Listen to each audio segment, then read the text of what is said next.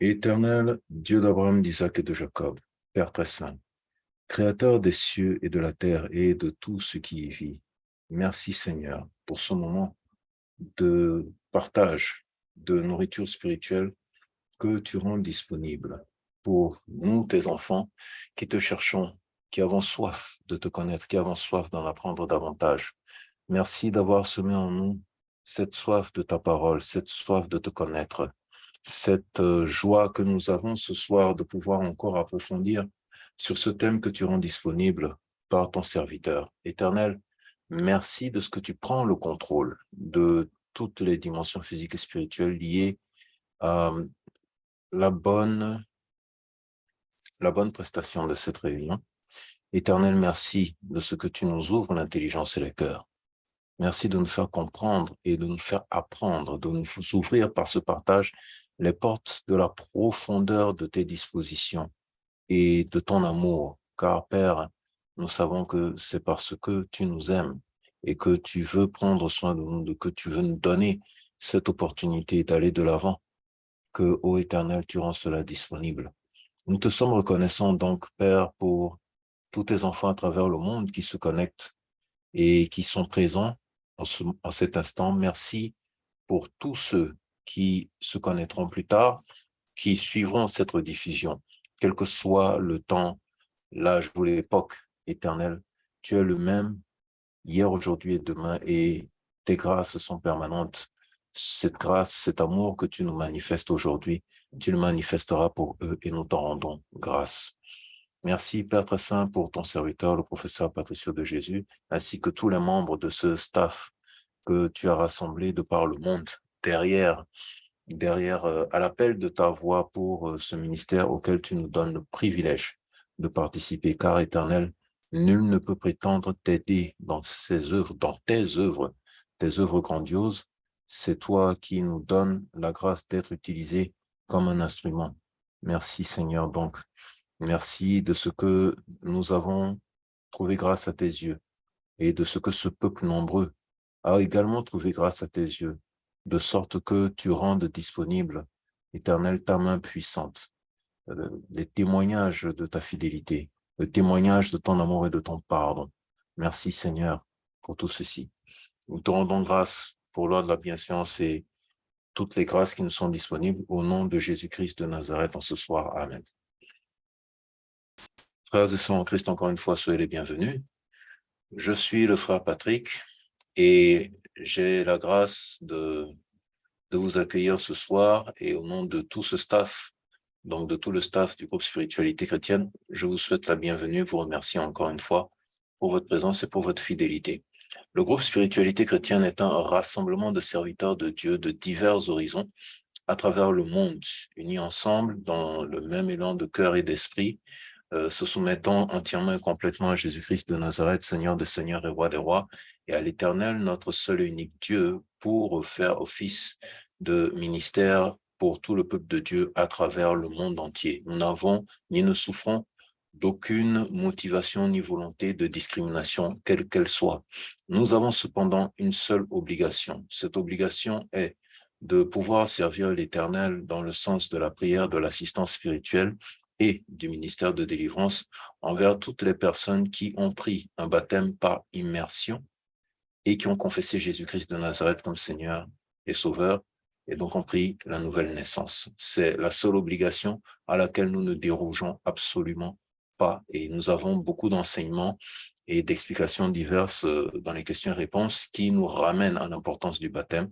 Nous vous invitons à nous suivre ou à nous contacter pour pouvoir en savoir davantage. Pour nous contacter, nous avons la grâce d'être répandus sur plusieurs territoires, disposés sur plusieurs territoires, je dirais, à commencer par le Canada, dont le contact est le plus 1 438 763 41 87.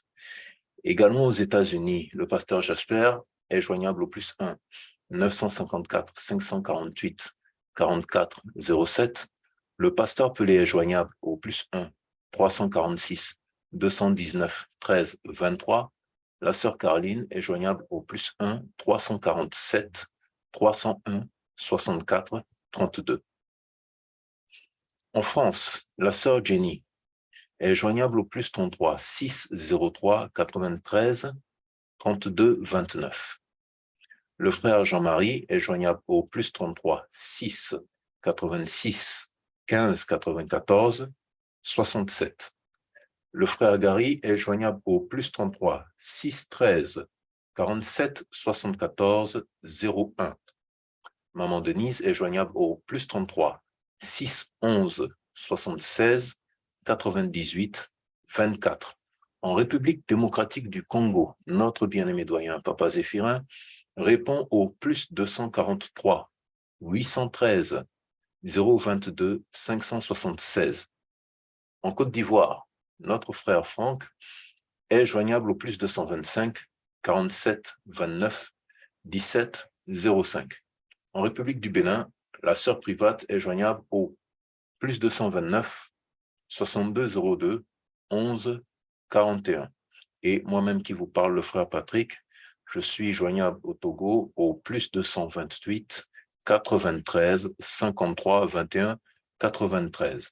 Bien entendu, chers frères et sœurs en Christ, toutes ces personnes que je viens de citer ont des engagements, des responsabilités et un emploi du temps qui leur est propre. Donc, au moment où vous les contactez, il se peut qu'elles ne soient pas disponibles pour vous répondre tout de suite. Merci de prendre patience et pourquoi pas de réessayer. Ou sinon, le cas échéant, si vous êtes dans une urgence particulière, de me contacter directement.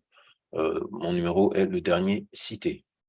Merci pour la compréhension. Une autre disposition. Nous rappelons à l'audience qu'il est formellement interdit d'écrire aux professeurs et aux modérateurs durant la réunion Zoom sur leurs contacts personnels. Cela dérange et perturbe le bon déroulement de la réunion pour tous les participants. Tout commentaire et discussion doivent passer par le chat de Zoom. Tout contrevenant sera expulsé de la réunion. Nous insistons chaque jour, à chaque occasion, sur cette disposition parce que depuis que nous avons commencé à faire cette réunion Zoom, nous avons remarqué plusieurs fois que le professeur ou moi-même, nous sommes contactés par WhatsApp ou même par appel téléphonique pour demander où est le lien de la réunion, alors que le lien de la réunion est rendu disponible sur toutes nos plateformes de réseaux sociaux. Parlons de plateformes. Voici la page YouTube du groupe Spiritualité chrétienne. Donc, retenez bien le nom, groupe Spiritualité chrétienne Patricio de Jésus. Vous y retrouverez l'ensemble de nos publications, plus de nouvelles, ou voire même certaines exclusives aux professeurs, certaines qu'il fait sur Instagram, qui parfois se retrouvent ici et parfois ne sont pas accessibles sur Facebook. Certaines publications, je vous explique, certaines publications ne sont pas accessibles sur Facebook à cause de la durée ou du poids du média. Et Facebook, en ce moment, a changé beaucoup de dispositions dans ses polices, dans son protocole de fonctionnement avec les divers abonnés, mais YouTube nous laisse encore beaucoup d'espace et de place et de possibilités en tant que créateur de contenu. Donc, si vous n'avez pas de notification sur Facebook chaque week-end, n'hésitez pas à jeter un coup d'œil sur YouTube. Également, donc, la page Facebook qui est la page principale du groupe Spiritualité chrétienne, donc Spiritualité chrétienne sur Facebook, où vous retrouvez l'ensemble de nos publications ainsi que des réactions à l'actualité chrétienne et également des observations sur tous les sujets de la vie courante, quels qu'ils soient. Et enfin, notre groupe Telegram, Kingdom Gates, les portes du royaume, avec surtout cette image, parce qu'il y a beaucoup d'autres groupes présents qui s'appellent Kingdom ou Kingdom Gates ou Gates, mais notre nom c'est Kingdom Gates, les portes du royaume, avec l'image d'un portail. Donc faites attention à cela particulièrement, vous y trouverez l'ensemble de nos publications ainsi que les enregistrements vidéo et audio et des fois quelques séances de prière particulières, quelques témoignages, quelques exhortations. Voilà donc pour ce qui concerne nos diverses plateformes. Donc, nous revoici, frères et sœurs, en ce samedi 22 juillet 2023. Nous abordons la deuxième partie du thème que nous avions commencé à explorer avec le professeur Patricio de Jésus le samedi dernier. Professeur, que j'accueille un instant. Professeur, bonsoir. Oui, bonsoir frère, bonsoir à tout le monde. Donc, le samedi dernier, nous avons eu la grâce de pouvoir commencer à explorer une autre dimension de la foi. Et nous avions, en ce sens, énuméré sept points particuliers sur lesquels nous étions en train d'élaborer. Et donc, il s'agissait de la reconnaissance, le contact, la communion, les échanges, la résurrection, la demeure éternelle et les miracles. Et en ce qui concerne la reconnaissance, donc le premier point, nous disions que la reconnaissance est cet aspect de la foi dans lequel le chrétien, qui par défaut est limité à travers la Bible, à ce que la Bible étant le récit de toutes les choses que l'Éternel a faites au passé, ou fait au passé, bien qu'il confesse Jésus-Christ de Nazareth comme Seigneur et Sauveur, bien qu'il reconnaisse que l'Éternel est Dieu, qu'il est vivant, qu'il est son seul et unique Dieu, ne fait pas l'effort ou ne fait pas l'exercice d'attacher à l'Éternel que ce qu'il a fait dans le passé, il peut toujours le faire maintenant, que sa puissance qui s'est déployée dans le passé est toujours active aujourd'hui pour faire toujours les mêmes œuvres, même si nous sommes dans un contexte différent. Donc la reconnaissance, l'exercice de la reconnaissance, en fait, permet de reconnaître à l'Éternel la même autorité, la même puissance, la même fidélité, le même amour, la même miséricorde et la même autorité aujourd'hui dans notre vie de chaque jour que dans le récit des œuvres, de tout ce qu'il a fait dans la Bible. Donc, il s'agit de reconnaître les œuvres de l'Éternel au moment présent. D'où l'importance de cette phrase qui avait été révélée à Moïse, « Je suis celui qui suis », sachant que dans le récit, lorsque l'Éternel donnait la consigne à Moïse de leur dire qu'il était ce Dieu-là qui s'appelle je suis, celui qui suis, donc je suis, il était question de faire référence au Dieu de leurs ancêtres. Et c'est un nom dans la communauté juive, dans l'hébraïsme, pour ceux qui suivent souvent les enseignements, ce nom, par rapport à ce contexte, par rapport au contexte biblique, ce nom, par rapport à l'histoire, n'était pas souvent utilisé. C'était un nom qui était gardé secret jalousement, surtout au temps de l'esclavage dans le pays multipolythéiste et discriminatoire qu'était l'Égypte pharaonique de cette époque. Le deuxième point sur lequel nous sommes partis, c'est le contact. Et par rapport au contact, il est question ici de faire la guerre à sa tête, à sa conscience ou à soi-même par rapport au fait qu'on doit pouvoir être amené à décerner ou à comprendre le pouvoir de l'Éternel dans le présent. Le contact, en fait, ici, consiste en une phrase, un témoignage, un enseignement précis qui marque dans le mental du chrétien le pilier fondamental sur lequel s'appuie sa foi. Ça peut être une phrase d'un évangile, ça peut être une phrase d'un témoignage qui a un rapport avec une situation que lui-même il vit. Ça peut être une phrase ou un geste que quelqu'un qu'un autre frère au cours d'une évangélisation a posé pour lui. Ça peut être un miracle dont il a été témoin. Ce moment particulier sert de point de contact pour servir de levier dans sa foi, en fait. Donc, le contact. Et ensuite, le troisième point, c'était la communion. Il est impossible, nous disions dans ce point précis, qu'il était impossible à un chrétien d'atteindre une maturité spirituelle, une véritable efficacité ou une compréhension, une intimité avec Dieu s'il n'avait pas une communion particulière avec l'Éternel, s'il n'avait pas dans sa conscience comment est-ce que je peux dire ça, le, le constat, la connaissance, la certitude de la présence de Dieu dans sa vie de chaque jour. Et dans ce point précis, professeur, vous nous rappeliez que lorsque le chrétien veut pécher, tous les chrétiens, lorsqu'ils veulent pécher, surtout par rapport au péché de la masturbation ou de l'adultère, ils se cachent pensant que personne ne les regarde. Alors que nous disons, nous savons que nous allons à l'église, nous disons quand nous lisons notre Bible que l'Éternel est omniprésent, omnipotent, omniscient.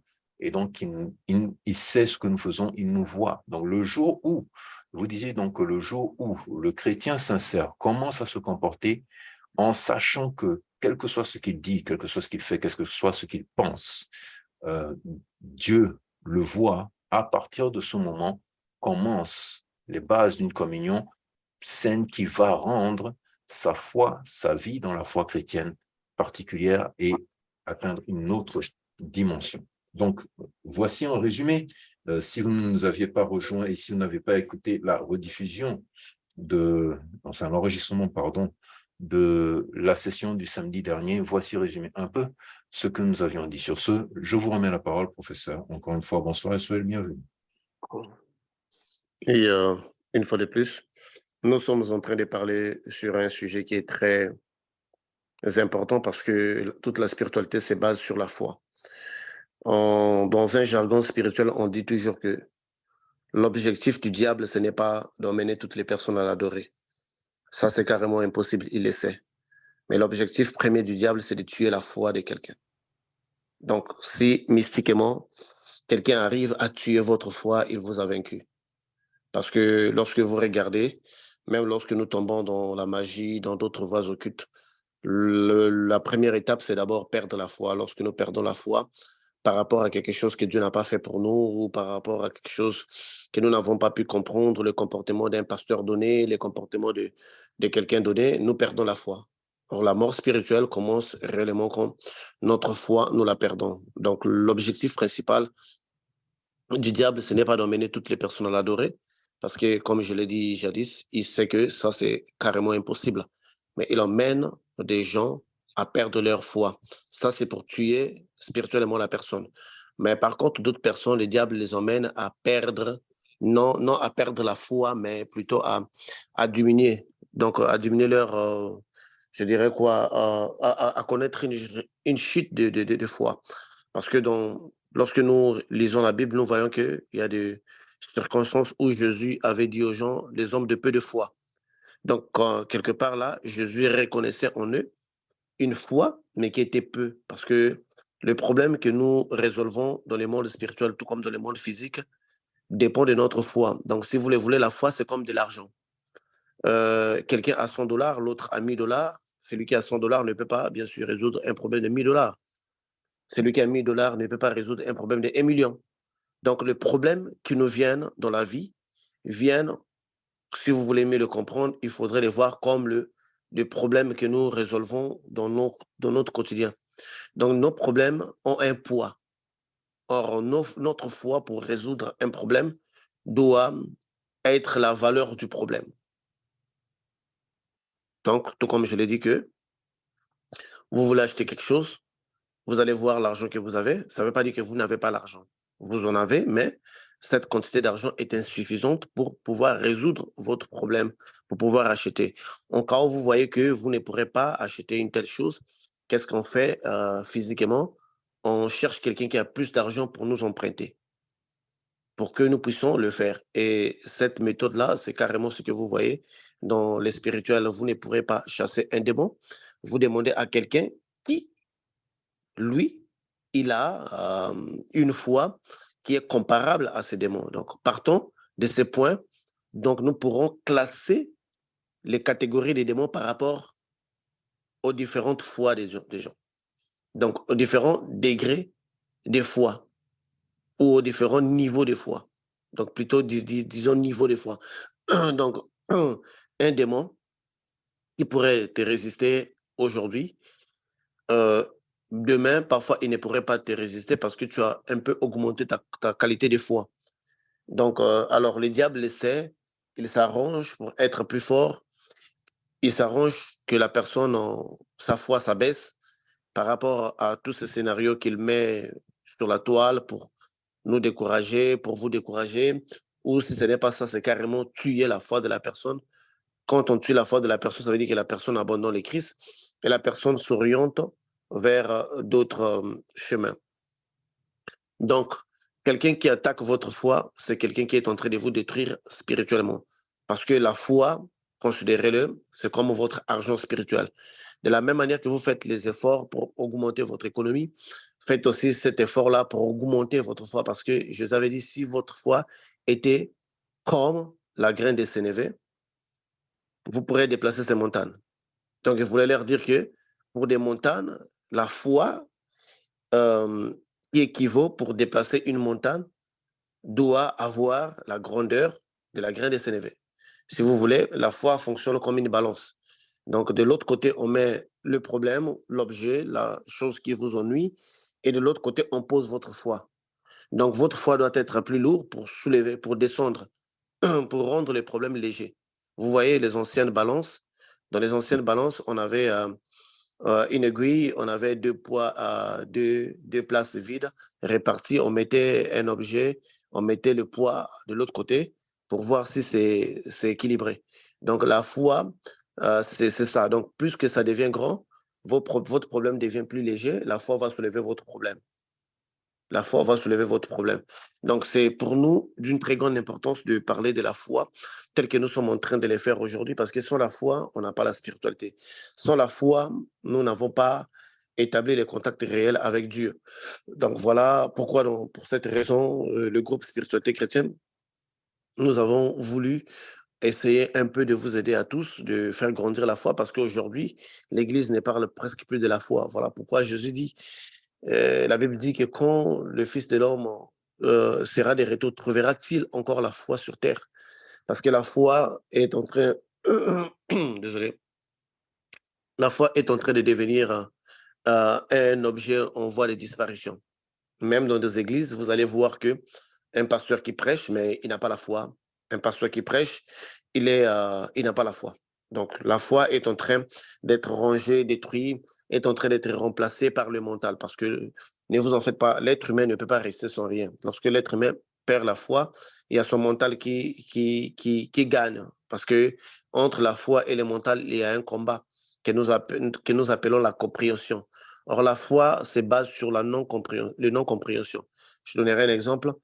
Si vous dites que quelqu'un va être guéri d'une maladie, le mental est prêt à l'accepter à une condition que vous les fournissez vous lui fournissez des preuves qui démontrent que réellement une personne peut être guérie. Donc le mental a besoin d'être satisfait en compréhension de la chose qui doit être traitée. Alors, or, dans la foi n'a pas besoin d'une explication. Parce que la foi, on suppose que ce n'est pas vous qui les faites, mais vous croyez que la personne qui les fait, il a des moyens de les faire. Or, le spirituel, Dieu, il existe dans notre vie quand nous pensons qu'il est en réalité de pouvoir faire une chose. Donc, avant d'aller dans les vifs de notre sujet, j'avais, avant-hier soir, je dormais, pendant que je dormais, il y avait la Bible audio qui jouait, et soudain, moi, dans mon sommeil, donc, je ne sais pas si ce sont jeux vision, je, le Saint-Esprit me dit que dans la tribulation, donc je préfère le dire maintenant parce que je veux pas consacrer toute une émission sur ça. Dans les temps de la tribulation, les chrétiens vont vivre à une période de la tribulation. Or, si nous voyons bien dans notre tête, nous les chrétiens, on se disait toujours qu'avant que les choses commencent, avant que la tribulation ne puisse commencer, nous, on va déjà être enlevés. Or, le Saint-Esprit, avant-hier, il m'a fait comprendre quelque chose de différent. Il m'a dit que non, non, non, vous ne serez pas encore enlevés. Vous allez voir une grande partie de la tribulation. Parce que c'est ce qui va vous servir de témoignage. C'est ce qui va vous servir d'épreuve. Parce que c'est comme c'est ce qui va vous servir plutôt la maturité. C'est comme pour glaner, pour cueillir une mangue ou quoi, un fruit, il faudrait que ce fruit-là puisse être mature, il faut que ce fruit-là puisse être mûr. Donc, il m'expliquait ça et le Saint-Esprit m'a mené dans Luc 21 à partir des 7.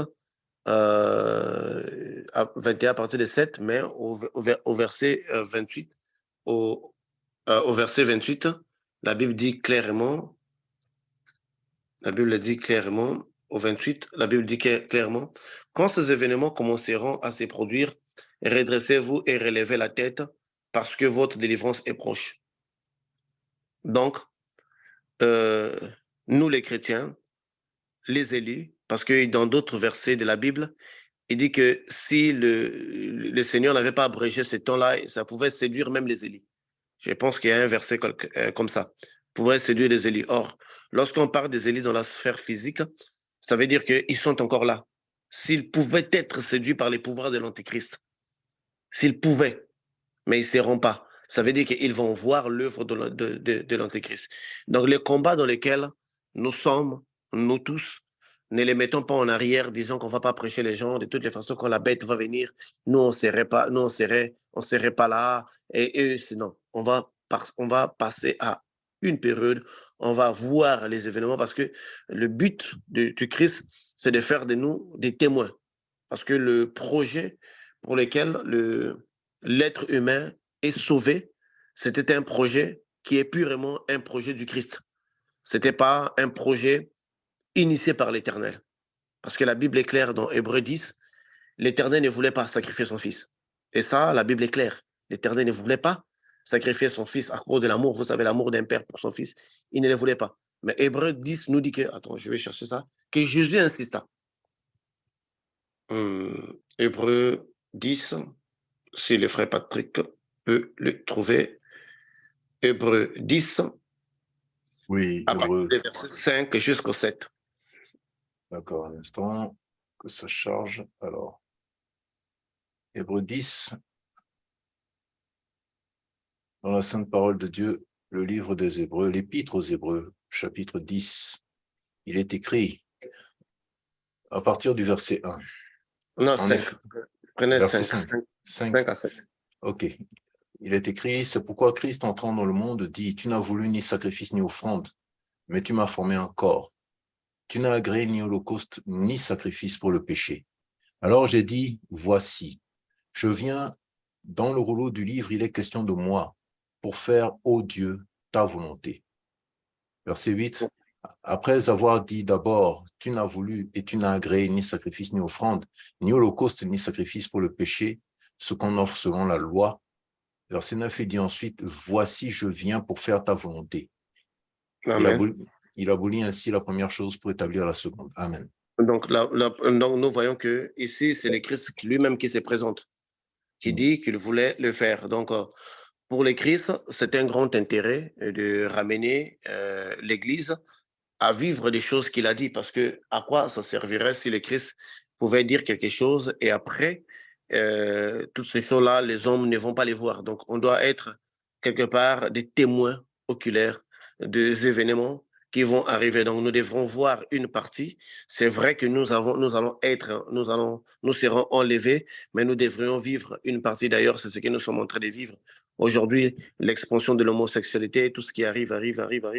Nous sommes en train de les vivre. Donc, ne pensons pas que c'est juste un bateau dans lequel les païens sont embarqués.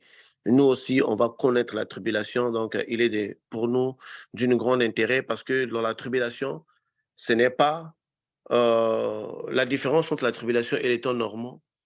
Dans les temps normaux, nous avons plein pouvoir. De la tribulation, le pouvoir est réduit. Comme nous avions dit dans les émissions passées que durant les épreuves, l'Éternel abolit votre pouvoir pour que vous traversez les épreuves.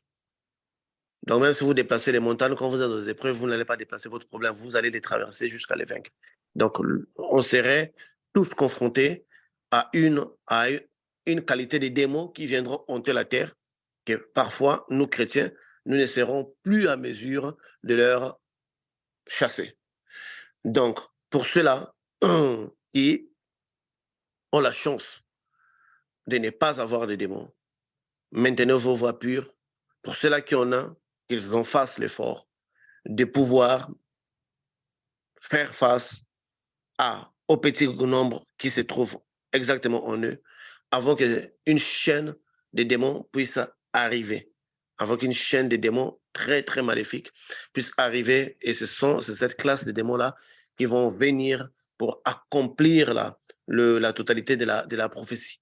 Parce que ce qui se passe dans les mondes, comme le frère Patrick l'avait dit la fois passée, mais quand tu vois les décisions que des dirigeants prennent, tu te dis que mais est-ce que leur tête, ça va? Quand dernièrement nous regardions en Espagne, le Parlement, le Congrès vient de voter et d'accepter qu'une personne peut coucher avec un animal. Bon, vous allez voir Tout à que fait. c'est pas une seule personne, c'est plus de 600 députés qui sont partis dans les différentes écoles, qui ne vivent pas dans la même maison, qui peuvent se concorder sur une chose pareille. On voit que l'homme n'est plus seul. Aujourd'hui, si vous allez dans toutes les ambassades des États-Unis, vous allez voir le drapeau des gays. Mhm. Donc, vous allez voir le drapeau de l'arc-en-ciel qui est maintenant mis partout. Vous allez voir, ils ont décidé d'enseigner la sexualité à nos enfants qui n'ont rien à voir aujourd'hui dans l'ère de Léviathan, l'ère que nous sommes, les dernières ères de Léviathan, puisque quand le Christ va revenir sur terre, le Christ va affronter le Léviathan. Il va affronter le Léviathan parce que le démon principal à l'époque où le Christ va venir, ça sera le Léviathan. Permettez-nous de le dire parce que dans vos questions, comme ça ne vient pas, on doit essayer un peu de les passer parfois où jamais nous allons avoir à répondre à ce genre de questions-là et nous allons revenir sur nos 4 points qui restent, on va les terminer. Donc, pourquoi ça doit être les serpents à la fin? Parce qu'au début aussi, c'était les serpents. Donc, tel que c'était au début, ça doit être aussi à la fin. Parce que le problème de chute de l'homme dans les jardins, c'était les serpents. Et le problème de chute les problèmes de chute de l'homme initial dans les jardins, c'était les serpents.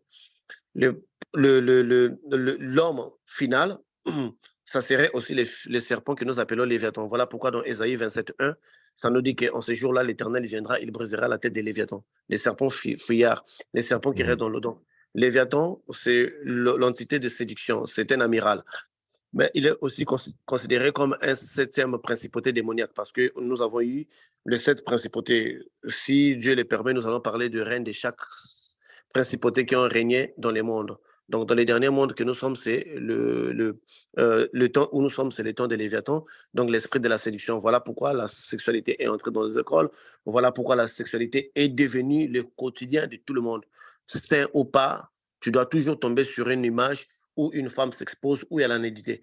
Aujourd'hui, il devient presque impossible de passer 24 heures sans tomber sur une image qui serait liée au sexe. Donc la sexualité a remplacé le cerveau humain parce que nous sommes dans l'ère des Léviathans, nous sommes en train de connaître le dernier ère qui est dominé par les serpents. Pourquoi est-ce que le Léviathan travaille toujours avec la nudité? Parce que si vous allez aussi, tout s'explique dans le jardin d'Éden, l'homme aussi était nu, il était nu, et puis le Léviathan avec la sexualité, il emmène aussi la femme à devenir, la femme et l'homme à être nus. Donc ce sont des choses qui, pour moi, sont des véritables signes de savoir que le temps où nous sommes vraiment dans les temps de la fin. Nous sommes vraiment en train de traverser les temps. Quand on dit les temps de la fin, ça ne veut pas dire la fin du monde. Quand on dit la fin, pour beaucoup de chrétiens, ils pensent que quand on dit la fin, c'est la fin du monde, la destruction. Parce que non, on doit connaître les millénaires, donc 1000 ans de l'Antichrist doit venir. Mais quand on dit la fin, ça veut dire la fin de la vie chrétienne, de vrais chrétiens sur terre qui seront enlevés et le monde sera abandonné entre les mains de Lucifer. Ne vous en faites pas. Il y a eu beaucoup d'épisodes pareils où un monde a été abandonné et puis le monde a été récupéré et détruit. C'est Mhm. dans le cas dans le monde des eaux. Lorsque Lucifer était descendu dans le monde des eaux, le monde des eaux ne lui appartenait pas. Parce que quand on parle des mondes des eaux, les gens pensent que les sirènes, ce ne sont que les sirènes, les uniques entités conscientes dans le monde des eaux. Non. Il y a des êtres, des esprits qui ressemble aux esprits humains. D'ailleurs, pourquoi est-ce que Dieu mettrait un ange dans le monde, dans l'eau, l'ange des eaux, qui est dans l'Apocalypse, pour des sirènes? Ils sont là, Mhm. ils ont une tâche donnée, ils ont un rôle principal qu'ils jouent parce qu'il y a des esprits de Dieu qui sont partout, qui travaillent partout, parce que Dieu, il est souverain, il lui arrive de travailler partout. Et quand Mhm. nous voyons dans le monde des eaux, nous voyons dans le cas de Jonas, il avait été avalé par les serpents, donc plutôt par la baleine. Oui, le Ah, grand poisson. oui, Mhm. oui, pas par le gros poisson, si vous le voulez. Donc, donc, il y a des éléments, il y a comment je dirais, des esprits qui servent l'Éternel qui sont dans l'eau. qui sert l'Éternel et ils doivent être protégés par l'ange qui est dans l'eau. Donc, pour dire que nous sommes en train de traverser des moments qui vont s'empirer du jour au jour. Ne vous en faites pas, on n'essaye pas de parler, on n'essaie pas de parler pour stopper cela. On essaie juste de parler pour éveiller ceux-là qui sont appelés à être sauvés. Parce qu'au moment où nous sommes, nous ne pourrons pas sauver tout le monde. C'est impossible. Donc ne vous acharnez plus. Mettez l'évangile sur la toile pour ceux-là qui sont appelés, pour ceux-là qui sont élis, pour ceux-là qui ont l'ADN de l'éternel. Ils se reconnaissent, même si quel que soit le degré de leur péché, mais quelque chose qui est déjà imprimé en eux. Comme on l'avait écouté dans les témoignages du frère Gary, dès qu'il a entendu le maître de tout esprit, il s'est arrêté. Vous voyez, ça, c'est l'ADN de l'éternel qui s'exprime en lui. Quelque chose que son mental ne peut pas comprendre, mais son esprit le saisit. Donc, il y en a beaucoup qui ont l'ADN de l'éternel et c'est à eux que nous parlons.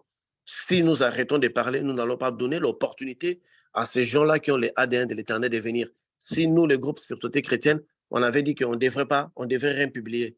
Aujourd'hui, parfois, les frères Gary n'auraient pas le contact qui a permis à son ADN de réanimer son esprit. Donc, pensez, vous aussi qui êtes ici, là, si on n'avait pas parlé, vous ne serez pas. Donc, si vous aussi, vous ne parlez pas, les autres aussi ne viendront pas. Donnons la main comme l'une des émissions que nous avons dit, Ouvrir la porte. oui, ouvrez la porte aux autres. Ça serait très, très important. Donc, la foi, je reviens, ça c'était une parenthèse, c'était important que nous le disions. Donc, la foi, c'est un élément très essentiel qui nous permettre de faire notre spiritualité, parce que toute la spiritualité se repose sur la foi. Mais il arrive que par rapport à ce que le chrétien traverse, un sorcier arrive à avoir plus de foi sur son fétiche que sur Dieu, et voire même d'autres chrétiens qui n'ont pas cru aux prières de pasteurs, mais qui ont cru, parce que l'expérience démontre qu'aujourd'hui, le peuple croit plus au diable qu'aux hommes, qu'à Dieu même. Parce que quand on Oui, parle des hommes de Dieu, on voit Dieu derrière eux.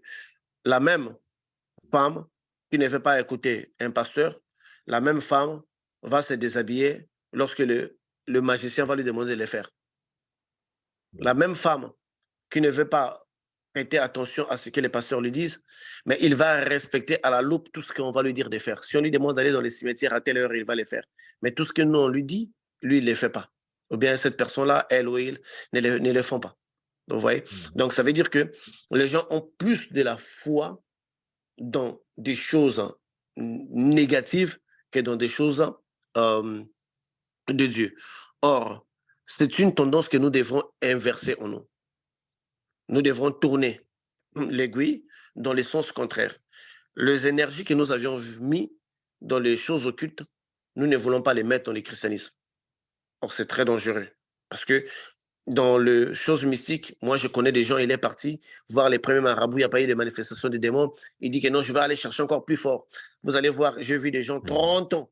Ils ne cherchent qu'un marabout qui va lui emmener dans la profondeur pour réaliser ces expériences spirituelles. Donc, il cherche de plus en plus les plus forts. Donc, il ne veut pas lâcher, il met ses moyens en jeu. Mais quand il s'agit de Christ, vous allez voir que les gens se découragent.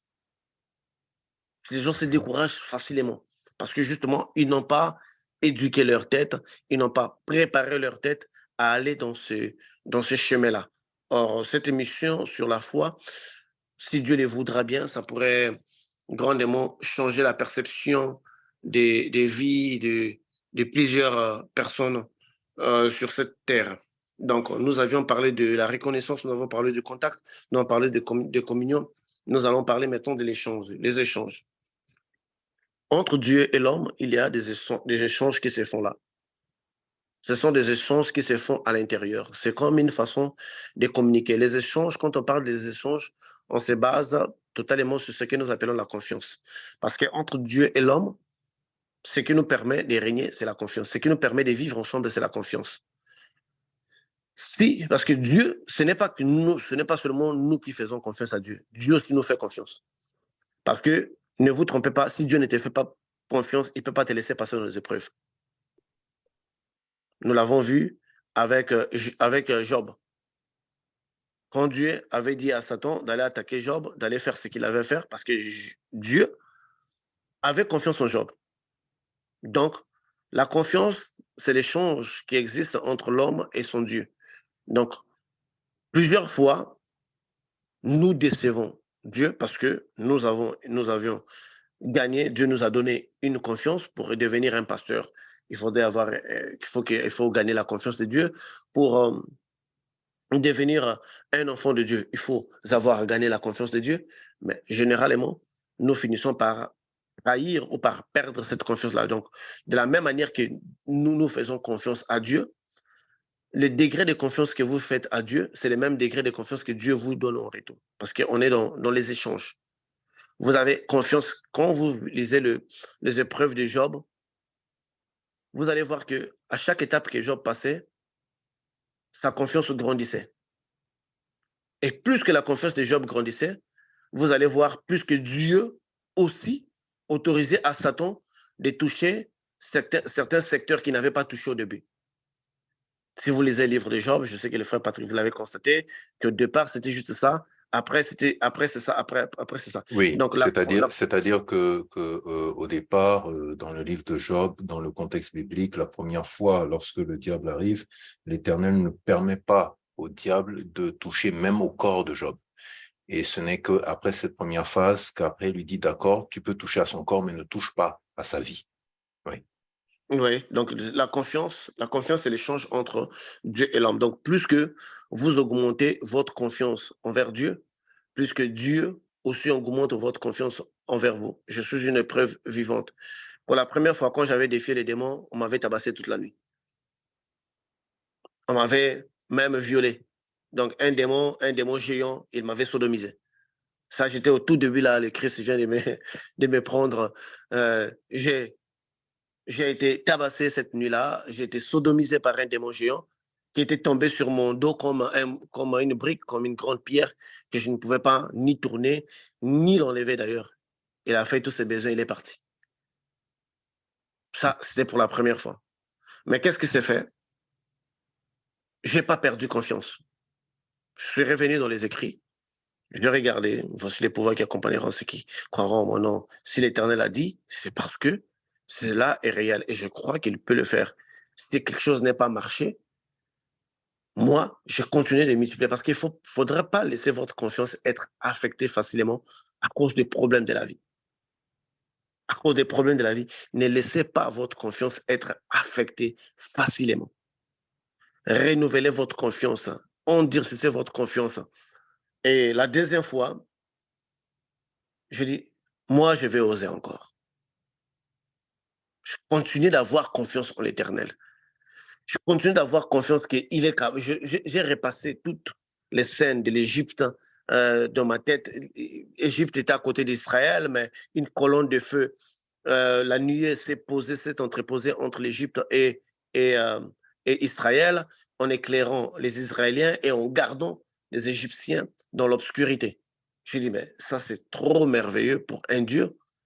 Donc, ce n'est pas un seul démon. J'ai cherché des éléments pour m'accrocher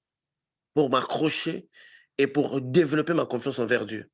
Ah, mais après, un démon était venu, lui-même, il pourrait, comme c'était un esprit des eaux, je pense qu'après ce qui s'était passé, la frappe que moi je lui ai donnée, je pense qu'il avait raconté l'histoire au tilapia au carpe là-bas sous l'eau. Qu'est-ce qu'on l'a fait? Ma confiance s'est développée. Je n'avais que l'autorité sur des sirènes féminines. Mais ma confiance s'est développant. Et puis un jour, je me suis vu, on, m'a, on est venu me dire, mettons, tu as l'autorité sur des sirènes masculines. J'ai vu une sirène masculine qui était là. Alors, au départ, je n'avais pas l'autorité sur elle, j'avais que deux tours. Donc, j'ai vu mon autorité grandir comme ça. Plus que je faisais confiance en l'Éternel, plus que mon autorité grandissait. La confiance, ça nous positionne. La confiance, ça nous positionne, la confiance, ça nous permet de passer à une autre étape, même si notre problème n'est pas encore terminé. Je vous donnerai un exemple simple. Vous allez voir Bill Gates ou vous allez voir Elon Musk, vous lui demandez de l'argent, il dit, écoute, bon, moi, je vais vous signer un chèque le lendemain ou quoi. Je pense que dès aujourd'hui, vous serez déjà passé. Votre problème, vous serez déjà passé à autre chose. Vous allez vous dire que ça, c'est résolu. Maintenant, je vais aller dans d'autres choses. Quand je vais prendre l'argent, je vais résoudre ça. Vous voyez? Donc, la confiance, c'est celle-là qui vous permet de passer dans l'autre étape. Aujourd'hui, beaucoup de chrétiens ne peuvent pas passer dans l'autre étape de leur vie parce qu'ils n'ont pas justement confiance. Ils ne se disent pas que l'Éternel a fait. Et parce que l'Éternel a fait, je vais passer à l'autre chose. Ils ne sont pas d'ailleurs comme Anne, qui, quand l'homme de Dieu, le sacrificateur Élie, a prophétisé pour lui, il a dit, il ne savait même pas de quoi il s'agissait. Il ne savait même pas, le pauvre. Il dit seulement que l'Éternel te donne ce que tu demandes. La Bible dit qu'Anne arrivée à la maison, il changea son visage. Il s'est oigné, il mit des parfums, il passe à autre chose. C'est ça que nous appelons la confiance. C'est ça. Donc, même si le prophète, même si les sacrificateurs qui avaient dit cela plus tôt, ne connaissaient pas du problème, donc sa solution ne venait pas du sacrificateur, mais sa solution venait de sa propre confiance. Et aujourd'hui, combien d'entre nous, des chrétiens, pourront passer à autre chose parce que nous avons déjà fait une prière, on s'est dit que c'est déjà résolu, moi je veux passer à autre chose. Combien d'entre nous? Parfois, on n'a pas, parce que c'est ce qui nous manque en fait, parce que puisque l'Éternel, c'est un Dieu d'échange. La confiance, c'est celle-là qui nous relie, qui nous permet de garder cet équilibre-là. Moi, j'ai vu plusieurs chrétiens revenir prier sur les mêmes sujets toute sa vie, mais je pense que si Dieu doit résoudre ton problème avec 10 prières, une seule prière ne suffira pas. Et il y a d'autres personnes qui ont inculqué même des démons. Ils ont dit que non, je ne pense pas que ces démons-là vont aller maintenant. Il faut lui donner un peu de temps. C'est parce qu'il nous manque de confiance. Parce que quand on a la confiance, celui qui a la confiance, il passe à autre chose. Il passe à autre chose. Et nous sommes dans les mêmes situations, nous sommes dans les mêmes problèmes. Ce n'est pas parce que l'Éternel ne l'a pas fait, c'est parce que c'est nous qui ne voulons pas partir. C'est nous qui ne voulons plus passer à autre chose. C'est nous qui voulons voir pour passer à autre chose. Or, Jésus dit, heureux ceux-là qui verront, ceux-là qui croiront sans voir. Croire sans voir, la foi, c'est une ferme assurance sur des choses que nous espérons. Donc, tu as l'assurance, tu passes à autre chose. Comme un homme qui a déjà, est-ce que quand un homme a déjà dragué une femme, cette femme est devenue sa femme, il va continuer à la draguer? Non, il planifie d'autres choses. Il planifie maintenant soit comment l'emmener au lit, soit comment planifier les mariages, soit il planifie, il passe à autre chose. Il passe plus à vouloir draguer parce que tout est là, tout est OK. Donc, le manque de confiance ne nous permet pas de passer à autre chose. Et parfois, notre problème a été terminé depuis très longtemps. Moi, dans plusieurs fois que j'ai expérimenté la réalisation de mes prières, ce n'était pas que j'ai vu d'autres choses qui en sont venues. Le frère Patrick ici est témoin. Il y a des fois, je me réveille le matin et dis, ah frère, j'avais tel problème, hein. J'ai prié qu'on m'a donné telle chose. Donc, l'Éternel m'a exaucé. Et puis, je n'en parle plus, je commence à parler d'autres choses avec les frères. Je n'y reviens plus. Et puis, un jour, c'est moi, ah frère, moi, la situation, comme depuis ces rêves-là que je t'avais parlé, là, c'est fini. Ceux-là qui me connaissent très longtemps, ils savent que moi je suis tellement, j'aime tellement le spirituel. Dès que j'ai un contact spirituel qui me montre qu'une telle chose est résolue, moi, automatiquement, ceux-là qui me connaissent, je passe à autre chose.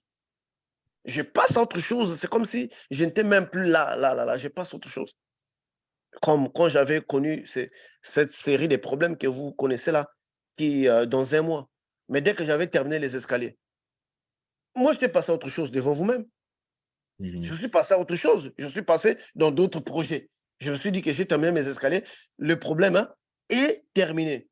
C'est le même jour-là, j'avais dit au frère Patrick, mais est-ce que quand j'avais dit ça, j'avais déjà expérimenté les jours qui viendront s'il n'y aura pas les accidents? Non. Non, c'était à l'instant que j'avais fini, puisque l'Éternel m'avait dit que c'était ça mon problème. Moi, je l'ai terminé. Les restes, l'Éternel, débrouille-toi. Le frère Patrick, on va dans l'os. J'ai dit que où je viens dans un tel problème. Je commence à traiter de mon problème au passé. Donc, la confiance, c'est prendre aussi ton problème, de les passer, de parler de ton problème au passé. Parce que le pouvoir de la confession, la Bible nous dit que les pauvres se disent riches, que les faibles se disent forts. C'est ça qu'on appelle le pouvoir de la confession. Donc la confiance repose sur le pouvoir de la confession. Or, nous, travaillons avec les présentants, les esprits du présent qui agissent dans les présents. Mais vous allez voir un chrétien qui parle toujours de son problème au présent. Comment voulez-vous qu'un problème puisse être dissous si vous n'y fournissez pas l'énergie nécessaire de votre foi pour dissoudre ces problèmes-là? Or, quand nous voyons le langage de notre maître, il utilisait des langages pour sous-estimer le problème au présent. Il dit que votre fils dort. Le fils était mort. Nous ne passons pas à autre chose. Et ça, c'est les manques des échanges. C'est les manques des échanges. Considérez la vie comme si nous sommes dans un trou. On jette la corde, il va falloir que vous les teniez pour qu'on puisse vous pousser dessus. Si vous ne les tenez pas, la corde va revenir, la personne qui va les remonter à vide. Parce que vous ne tenez pas cette corde-là. Or, nous devrons faire un effort de passer à autre chose. Quand on fait un effort de passer à autre chose, le mental est un élément que Dieu nous a donné. Il va créer une énergie qui va faire que vous dépassiez même ces problèmes-là dans votre mental. Donc, ne restez pas avec un problème.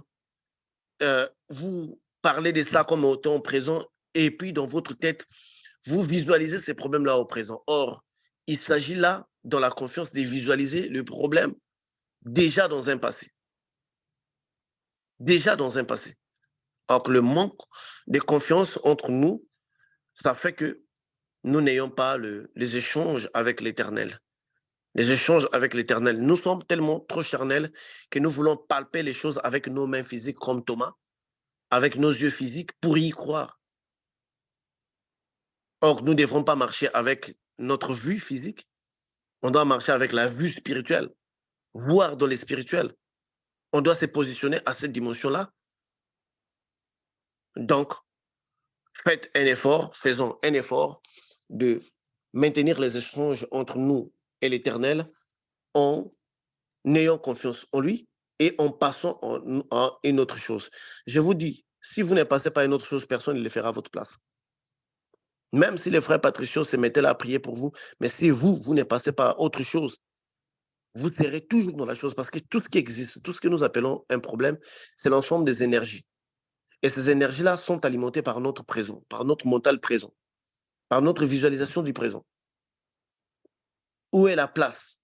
Une fois, je vous avais dit que quand un homme commence à penser que sa femme triche, sa femme finirait par tricher. Ou bien quand une femme commence à penser que son homme triche, son homme finirait parce que vous visualisez une sorte d'énergie qui influence votre environnement, qui influence votre... Parce que votre première chute, avant que ce soit physique, devient mentale, même quand vous tombez dans les péchés. Quand on tombe, c'est d'abord mental et puis physique. Et quand nous sortons aussi de nos problèmes, ça commence à l'intérieur de nous et nous allons les voir être en train de se faire. En train de se faire. Donc, nous devrions être veillés sur ça. Veiller sur ça. Et l'unique ou une façon très sûre de pouvoir garder votre confiance en l'Éternel, c'est d'arrêter d'analyser les choses. Analyser les choses, ça veut dire que chercher à comprendre comment Dieu va les faire. Et puis, arrêter à tracer des chemins par lesquels vous voudrez que Dieu les fasse. La foi ne fonctionne jamais comme ça. Parce que quand vous allez dire que non, l'Éternel, donne-moi l'argent. Dans votre tête, vous mettez que je vais appeler le frère Patrick, il va me les donner. Ça, ce n'est plus la foi. Ça, c'est encore l'expression de la mentale, du mental plutôt. Quand vous dites que l'Éternel, donne-moi l'argent, videz votre tête, ne visualisez personne. Vous voyez un vide. Parce que toutes les fois que Dieu fait quelque chose pour nous, ce n'est même pas de la façon dont on s'attendait. Ce n'est même pas de la façon dont on s'attendait. Donc, toutefois que nous avons une image dans notre tête, nous voulons que Dieu fasse les choses comme ça. Dieu, guéris-moi de telle maladie, de ma stérilité. J'avais entendu un médicament qui serait là puissant. Quelque part, vous voulez aider Dieu. Faites juste un vide, vous ne savez pas comment ça va venir. Vous attendez-vous que ça va être là. Parce que la foi, c'est la folie. La foi, c'est la folie exacte. Et quand cette folie-là devient une réalité, les gens vont vous dire que oui, c'est vrai, vous avez un Dieu. Parce que si la foi était simple, plus simple que ça. Jésus n'aurait pas blâmé ses disciples en disant des hommes de peu de foi. La même chose que les disciples ne pouvaient pas faire hier, mais après les enseignements, ils pouvaient les faire, mais Jésus ne les avait pas imposé les mains. Et au contraire, ils l'ont même fait pendant l'absence de Jésus encore. Mhm. Ce qui devrait les empêcher d'agir, mais et ils ont gagné encore beaucoup de force pour continuer à croire. Donc, les échanges sont tellement nécessaires dans la relation entre Dieu et l'homme. Ne soyez pas ce genre de personnes-là qui attendent, ne soyez pas des Thomas, qui veulent voir, toucher pour y croire, pour passer à autre chose, pour dire que le Seigneur est avec nous. Non, la confiance, le Seigneur est avec nous. Il est là, je n'ai pas besoin de le voir pour savoir qu'il est là, je le sais qu'il est là, je crée cette énergie-là, je crée ce qu'on appelle l'autel intérieur. Parce que chaque chose que Dieu donne aux êtres humains, il les dépose sur l'autel intérieur. Or, beaucoup de nous, nous avons les autels extérieurs que nous avons faits, en pierre ou en quoi, mais nous n'avons pas l'autel intérieur dans lequel Dieu va déposer la chose. Il faut créer cet espace-là. C'est comme dans votre téléphone, vous voulez télécharger un élément, vous allez voir votre capacité de mémoire, si c'est suffisant. Si ce n'est pas suffisant, vous allez enlever certains éléments dont vous n'avez pas besoin. Pour que vous puissiez télécharger cet élément-là, à cause de sa grandeur. Donc, quand vous demandez quelque chose à Dieu, ne vous donnez pas l'effort mental de savoir comment la chose se fera. Parce qu'une fois que vous allez faire comme ça, vous allez tomber dans les processus mentaux qui est très dangereux. Et l'autre point, c'est la résurrection. Aujourd'hui, des chrétiens croient, des chrétiens sont à l'église. La résurrection, c'est un sujet qui avait divisé même les Israéliens. Les pharisiens, les sadducéens, il y avait une partie qui croyait à la résurrection, d'autres qui ne croyaient pas à la résurrection des morts. Même jusqu'à aujourd'hui, en Israël, il y a toujours une division. Mais la résurrection, on ne peut pas affirmer que nous avons Christ, que nous suivons le chemin du Christ, si nous n'avons pas la foi en la résurrection. Puisque la résurrection, c'est ça notre victoire. Si nous n'allons pas ressusciter, nous ne sommes pas victorieux. Amen. Parce que notre couronne, c'est la résurrection. Et le simple fait qu'un chrétien ne croit plus à la résurrection, sa foi devient incomplète. Il devient comme un pharisien, il devient comme un sadducéen, il devient comme le gens du passé. Or, croire en la résurrection est la partie fondamentale de notre foi comme étant des chrétiens. À la résurrection des morts. Parce que la résurrection des morts, ce n'est pas quelque chose qui ne se fait pas. Ça se fait tous les jours. La nature nous l'enseigne. Votre graine qui est mort, qui est séché, une fois que ça touche sur la terre, il germe encore. C'est une preuve de la résurrection. Dans le mysticisme, la résurrection, c'est tous les jours. Des sorciers tuent quelqu'un, la personne est morte, on enterre la personne, ils viennent récupérer la personne vivante. Mais c'est une forme de résurrection. Dans les sacrifices de la magie, vous sacrifiez quelqu'un, il est mort, on l'enterre, le magicien vient le récupérer dans sa tombe, ils vont changer son image, on va l'envoyer quelque part. Oh, on a vu notre frère qui était mort, on l'a vu en train de vendre quelque part. Et il était mort, non, vous avez dit qu'il était mort. Comment vous l'avez vu? Parce qu'il y a eu un processus de la résurrection qui est là.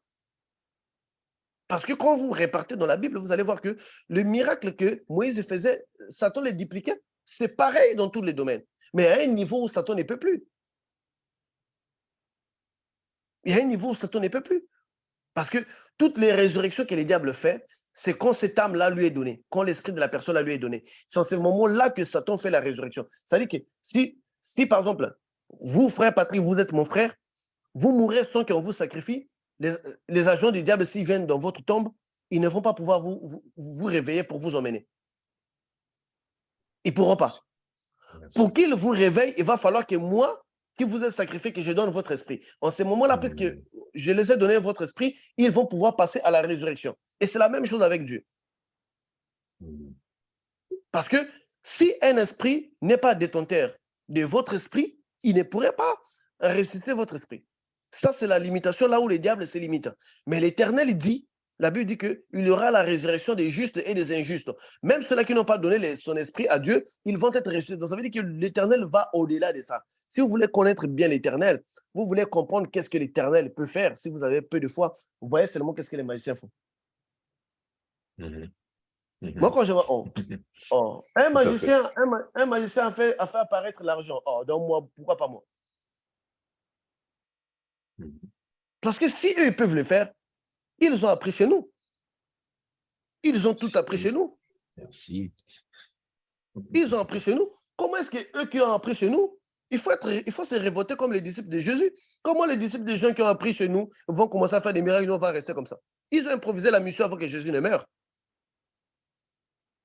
Avant que Jésus ne meure, ils ont improvisé la mission. Jésus les a envoyés deux par deux. Ils ont commencé à bricoler avec des miracles. Ce n'est pas Jésus qui les avait dit de délivrer de chasser les démons. Non.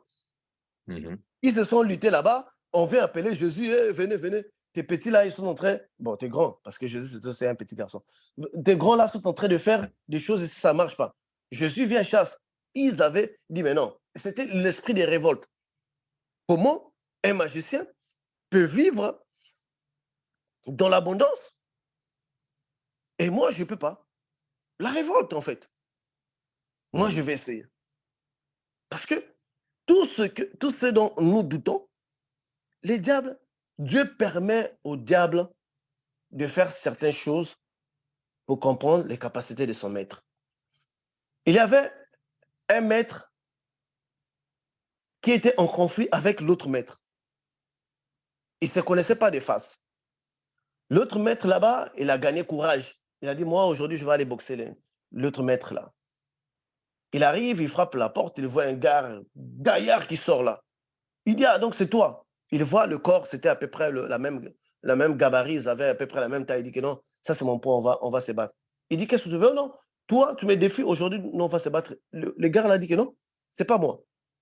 Moi, je suis que son dernier élève. Devant moi, il y a 14 élèves qui me dépassent. Hein? Les gars, là, devant toi, là, que je vois que toi, tu es mon poids, là, il y a 14 qui te dépassent. Il abandonne, il fuit. Or, c'était lui-même le maître. Donc, ça veut dire quoi?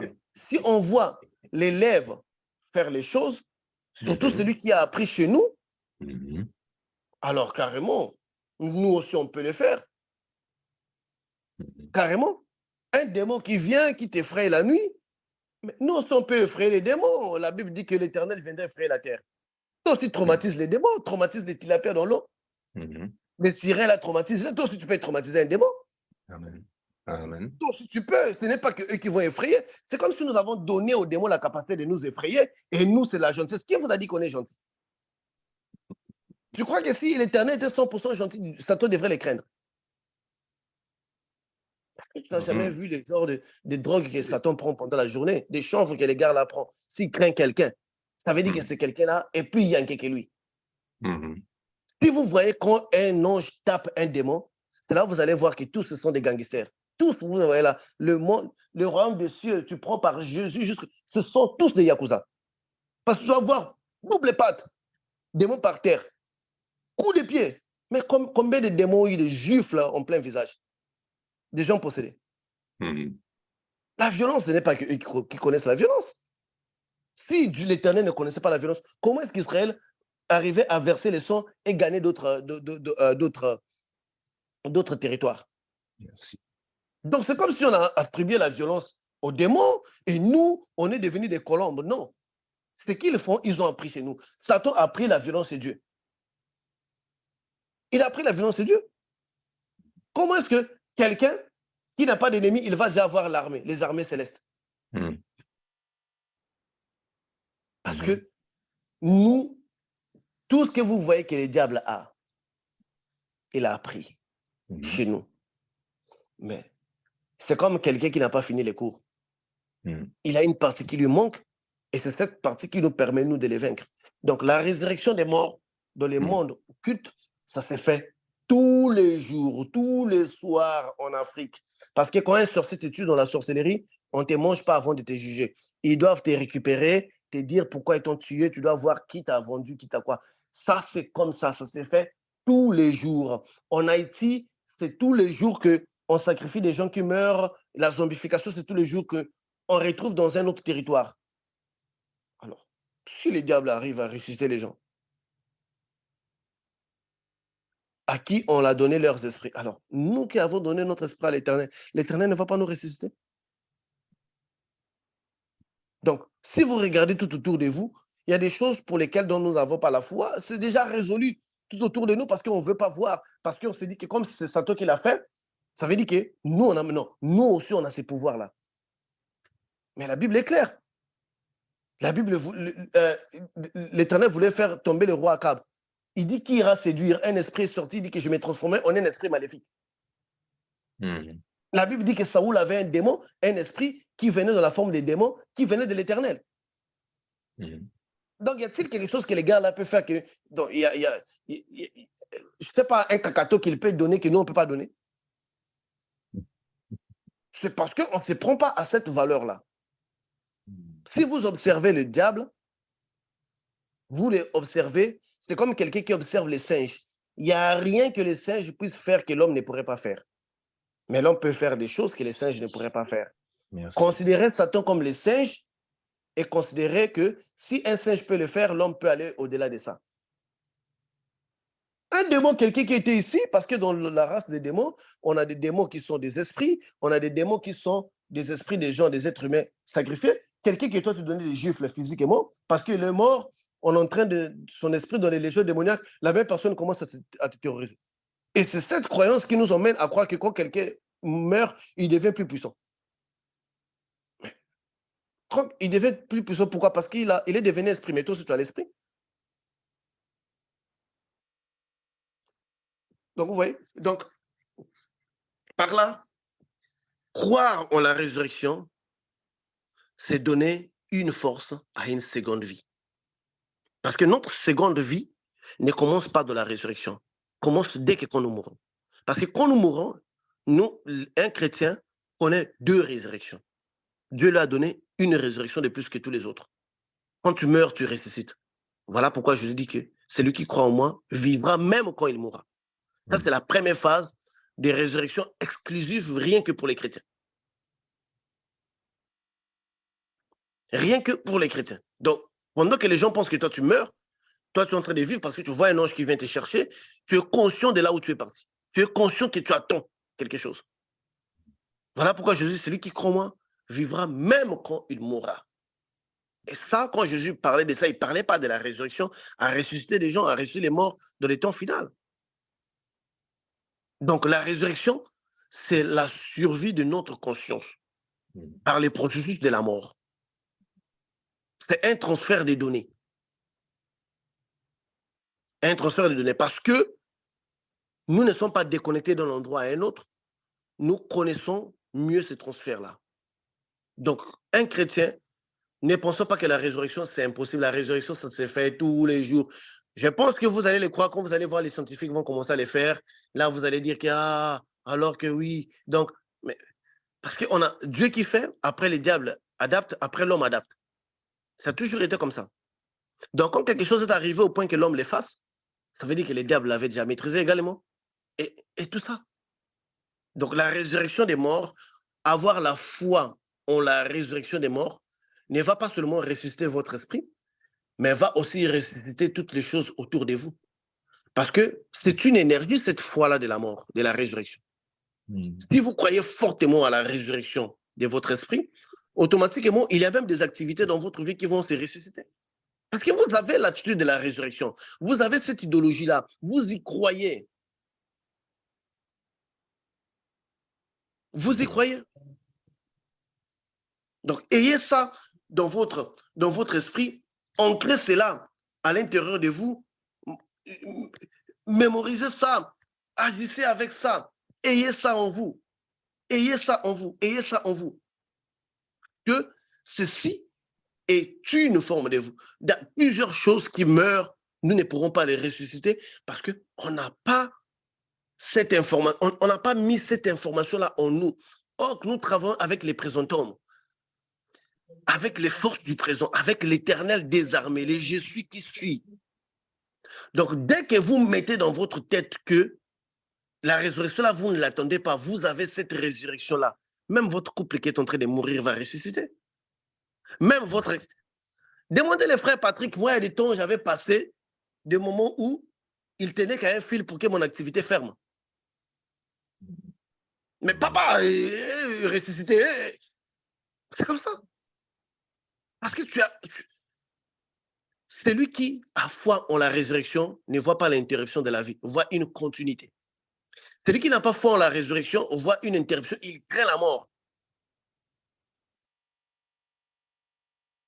Ayez la foi dans la résurrection. La résurrection des morts. Ça, c'est une particularité que le Christ a emmenée. Ça, c'est une particularité. Ça, c'est un package. Comment est-ce que je peux dire ça? Ça, c'est son menu. Comment on veut croire en Christ? Si lui, il s'est efforcé même à donner une preuve qu'il peut ressusciter. Toute sa vie, il a ressuscité des morts. Cette phase de résurrection-là, dans la vie de plusieurs chrétiens, nous n'en avons pas. Et nous prions pour un problème, nous prions pour la restauration de notre foyer, pour la restauration de nos activités, de notre business. Mais au départ, nous, on n'a pas l'idéologie de la résurrection en nous. Mais comment voulez-vous les faire? Comment voulez-vous les faire? Donc, ayons foi en la résurrection et autre foi que nous devons avoir, la demeure éternelle. La demeure éternelle emmène la paix dans la vie physique. Je vous l'ai dit, beaucoup de gens que je vois stressés, qui n'ont pas construit des maisons, qui vont aller tuer des gens pour avoir des maisons, c'est parce qu'ils n'ont pas juste la foi dans la demeure éternelle. Parce que si les frères Patrick, tel que tu es là, tu ancres dans ta tête que tu as, comment on dit ça, que tu as une maison bâtie par les anges qui t'attend. Dans tes 15 ans de vie, 50 ans de vie, là, si tu ne construis pas une maison, ça te fait quoi? Rien du tout. Rien du tout, parce qu'on n'a pas ça ancré. Quand tu vois quelqu'un qui va dans la magie pour devenir comme un tel, c'est parce qu'il n'a pas... Et ça, on le trouve à l'église. Voilà pourquoi les chrétiens sont devenus envieux. Ils pensent que l'unique espace où nous pourrons obtenir des choses, c'est ici. Si vous les ratez ici, vous n'en aurez plus jamais. Donc, tant mieux vendre même son âme pour pouvoir les réaliser ici. Et c'est ça. Et c'est ça qui anime. Voilà pourquoi la prédication des bonheurs terrestres a envahi le christianisme. Ils se disent que c'est l'unique endroit. Parce que les anges construisent des maisons. Celui qui a visité le monde spirituel, il sait qu'il y a des maisons, il y a des châteaux construits par des démons qui sont aussi des esprits comme des anges. Qu'est-ce que la main des démons peut forger que les anges de l'Éternel ne peuvent pas forger? Donc, si vous êtes dans l'occultisme, vous êtes en train d'admirer des villas que vous avez vues de l'autre côté là-bas, j'ai vu des maisons terribles, mais vous ne croyez pas que l'équivalent, donc ceux-là qui viennent de la même famille que ces démons-là, qui sont les anges, peuvent aussi construire pour vous. Et la Bible dit qu'ils sont déjà en train de construire pour nous. Amen. Et c'est ce qu'on avait parlé la fois dernière. Ton règne vienne. Le royaume céleste à venir. Moi, je ne pense pas que quelqu'un qui sait qu'il a 1 million dans les comptes bancaires, aujourd'hui, il va mettre sa main sur la joue. Non. Il sait qu'il a ça. Ça ne veut pas dire que tous les millionnaires se promènent avec leur argent dans la poche. Non. C'est dans une banque, parfois il se retrouve dans un autre pays, mais il est joyeux. Pourquoi il est joyeux? Je te le dis, mais écoute, tu as des milliards de kilomètres de ta banque.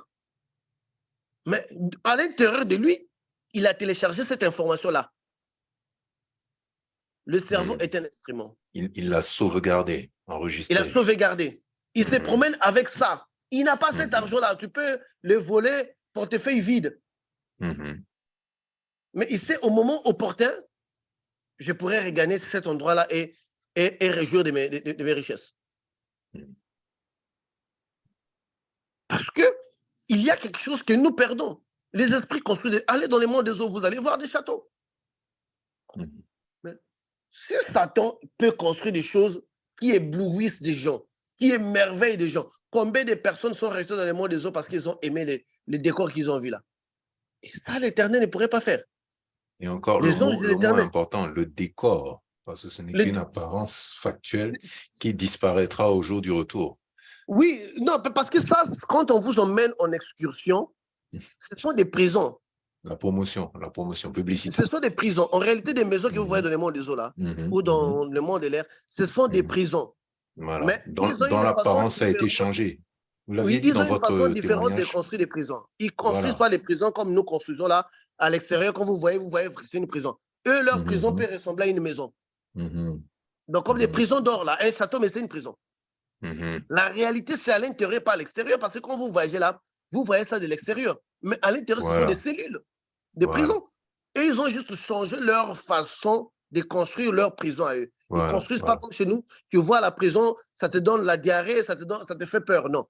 Ils ont une bonne, meilleure façon de construire des jolies prisons. Mais une prison, qu'elle soit en or, en argent ou en fer, c'est toujours une prison. C'est toujours une prison.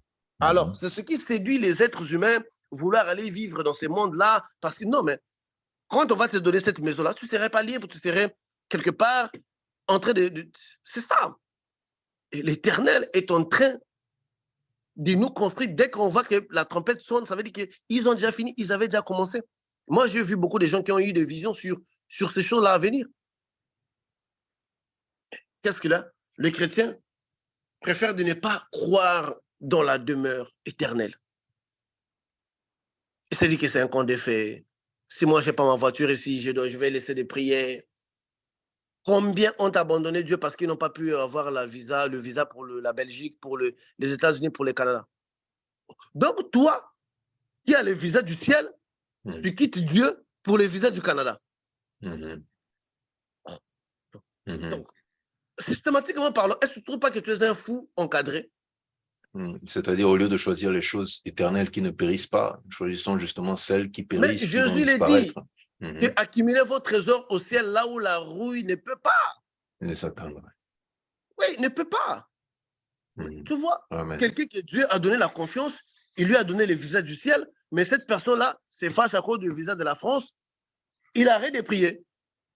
Ça dit que même les démons eux-mêmes, hein, ils disent même, mais on ne sait pas qu'est-ce que... Voilà, les démons disent même, mais est-ce que Dieu, vraiment, tu nous abandonnes pour ça là?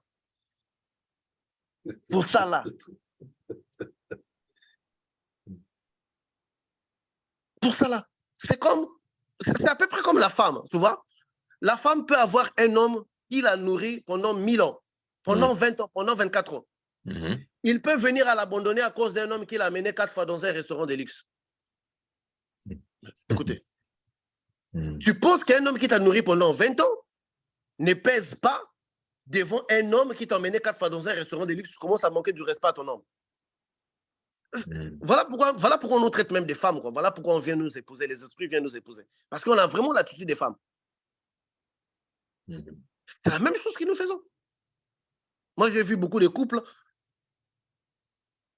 Une femme qui laisse un homme connu pour aller rester avec un homme inconnu. Quelle est cette forme de mathématique-là? Comment tu peux laisser un connu pour aller rester avec un inconnu? J'ai pas Parce qu'il compris. m'a souri, Un parce homme qu'il m'a dit qu'il me célèbre, comprend. un homme célèbre, vous voulez dire? Un homme populaire, un homme Non, qui a de la popularité? non. Par exemple, toi, tu peux être avec ta femme là 10 ans. Moi, j'arrive dans la vie de ta femme ne me connaît pas. Je suis un inconnu. Mais parce que je l'ai amené 4 fois dans un restaurant, il va t'abandonner, toi, avec la personne qu'il connaît, pour rester avec moi qui suis qu'un inconnu. Et quand il va me connaître, parfois, je suis plus que toi.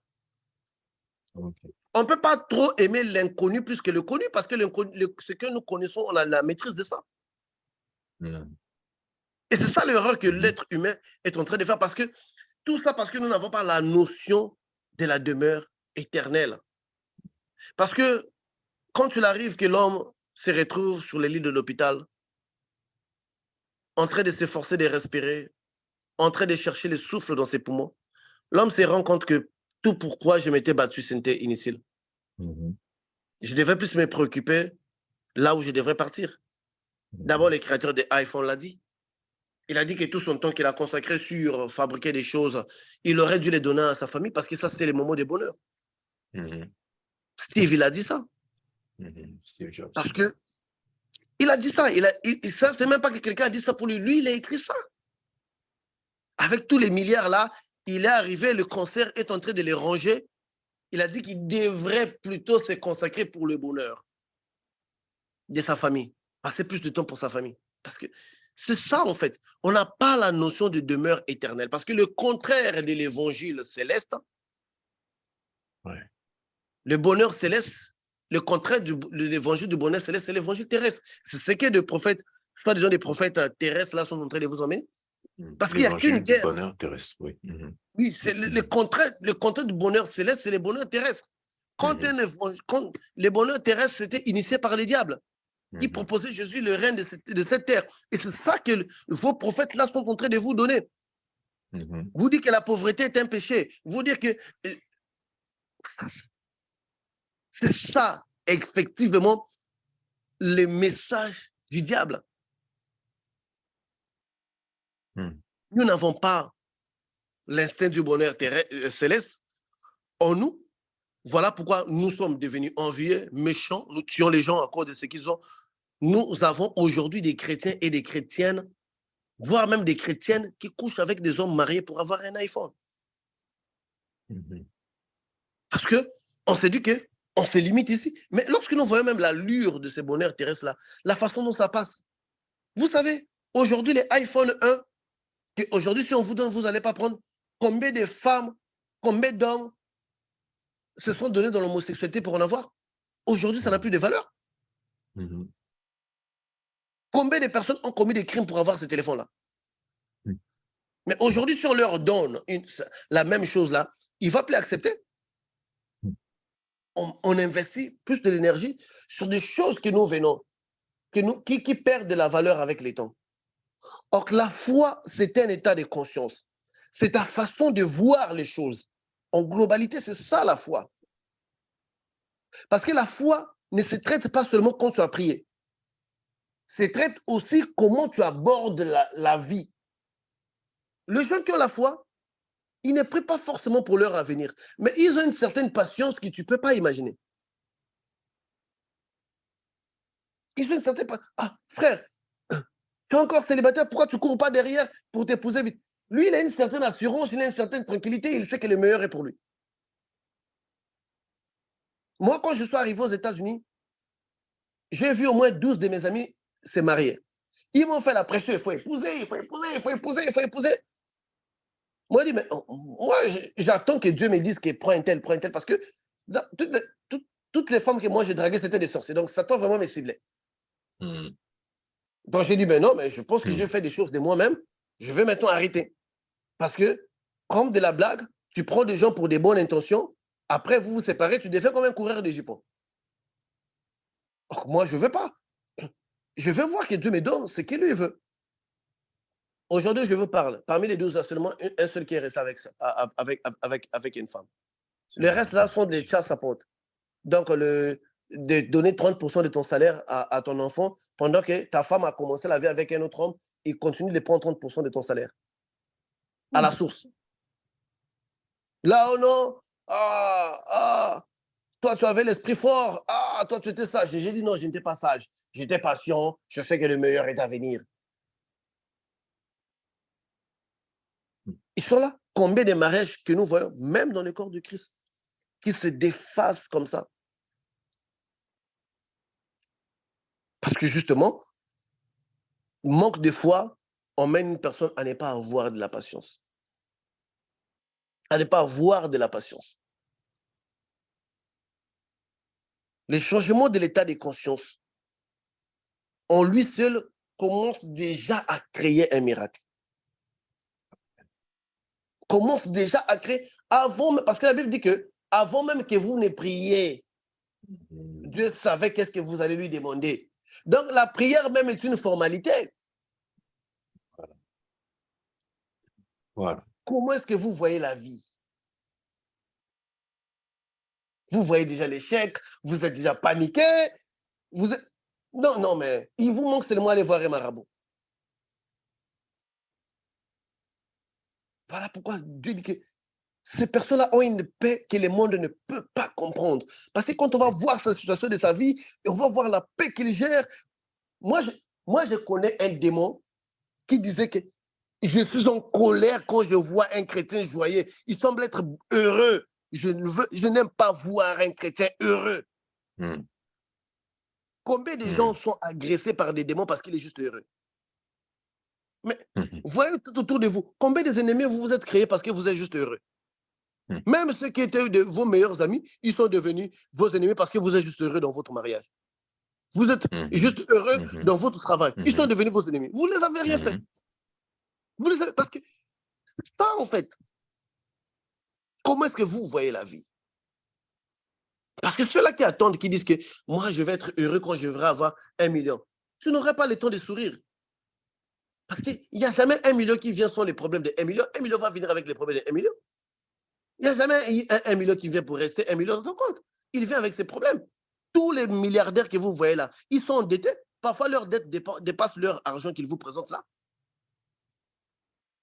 Ils sont obligés de travailler fort parce que s'ils arrêtent, ils écroulent. Voilà pourquoi les millionnaires travaillent plus fort. Et vous allez voir, la majorité des millionnaires sont divorcés parce qu'ils ne peuvent plus arrêter. Ils les regardent derrière lui, il y a 100 000 travailleurs à payer chaque mois. Il ne peut plus arrêter. C'est un cercle vicieux. Un compte bombé, mais en tranquillité, il n'a pas. Il n'a même pas. Il y a ceux-là qui sont tombés dans l'impuissance sexuelle parce que sa tête, il veut se maintenir à cette attitude, à cette hauteur-là. Et il n'est plus heureux. Parce que quand tu n'es plus heureux, même ta femme sent que tu n'es plus heureux, ta femme va partir. Ça devient une monotonie. Sur les biens matériels, la voiture, manger, et puis le bonheur n'est plus là. Donc, la demeure éternelle nous emmène à être dans une tranquillité. Ne vous en faites pas. Vous pourrez prier Dieu, vous pourrez chercher Satan. Tous les mois n'avaient pas été appelés pour devenir riches. Amen. Même par les diables, même par l'Éternel. Parce que tous les mois ne sont pas appelés à être ça.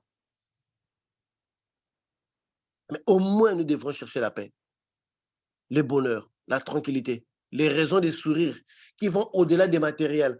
Il ne faut pas que notre sourire puisse être influencé par ce que tu as gagné, ce que tu n'as pas gagné. Non, souriez parce que vous avez gagné le ciel, vous avez gagné une demeure qui est au-delà de ce que l'homme ne peut imaginer. Ce que les gens ne comprennent pas, ils ne voient pas l'homme dans Dieu. Ils ne voient pas l'homme dans Dieu. Parce que quand Dieu venait manger cet Abraham-là, il s'asseyait sur un tabouret. Il appréciait le goût de la nourriture. Donc, Dieu aussi a le goût. Donc, si vous voulez quelque chose au goût humain, il va vous le donner. Il apprécie parce qu'il dit, si je voulais manger, est-ce que je te le dirais? C'est moi qui suis le créateur de toutes choses. Amen. Parce que l'homme pense qu'il peut lui monter des pensées dont les créateurs n'avaient pas expérimenté. Écoutez, pour être Dieu, on est tout. Et c'est ce que les gens ne comprennent pas. On est tout. Tout ce qui est folle, tout ce qui est juste, Dieu connaît la folie plus que vous. Il n'y a rien que vous pourrez imaginer, penser, faire que Dieu ne connaît pas, qui n'est pas dans son circuit. Parce que quand les Christ, dans les versets que nous avons lus hébreux, quand l'Éternel ne voulait pas donner en sacrifice, il ne voulait pas. Le Christ lui a dit que mais il est écrit pour moi, je dois faire la volonté de mon Père. Donc, vous voyez, donc il y a déjà un chemin qui est là. Il y a déjà un chemin. Ce schéma-là, on mène les esprits à être dans les corps physiques, à expérimenter les bonheurs physiques. On mène aussi, nous les hommes, à être dans les spirituels, à expérimenter. C'est vice-versa. C'est aussi un échange. Vivez avec le bonheur céleste. Moi, des fois, je me réveille la nuit, je perds sommeil d'imaginer seulement qu'un jour, je serai dans un endroit inimaginable, où je n'aurai plus à m'inquiéter de rien, où j'aurai le même traitement de faveur, parfois plus que les anges. Amen. Ça me soulage d'une manière que vous ne pourrez pas imaginer. Voilà pourquoi ce n'est pas facile de m'affecter. Vous pouvez sortir là, vous brûler toutes mes voitures là. Vous n'allez pas me voir, moi, faire les DEO, à annuler la réunion, n'importe quoi. Ça, n'importe quoi. Je vais faire ma réunion comme il se doit. Si je dois être comique, je serai comique. Parce que je m'accroche au plus grand que ce que je peux voir. Le plus grand est à venir. C'est comme ça qu'on peut vivre heureux. On peut vivre heureux dans ce monde. Et c'est comme ça que nous commençons à expérimenter cette phase ici. Le dernier point, nous avons le miracle. Il arrive à tout le monde de rêver que je dois faire un miracle doit être accompli. Je serais déçu de vous choquer. Pour Dieu, le miracle n'existe pas.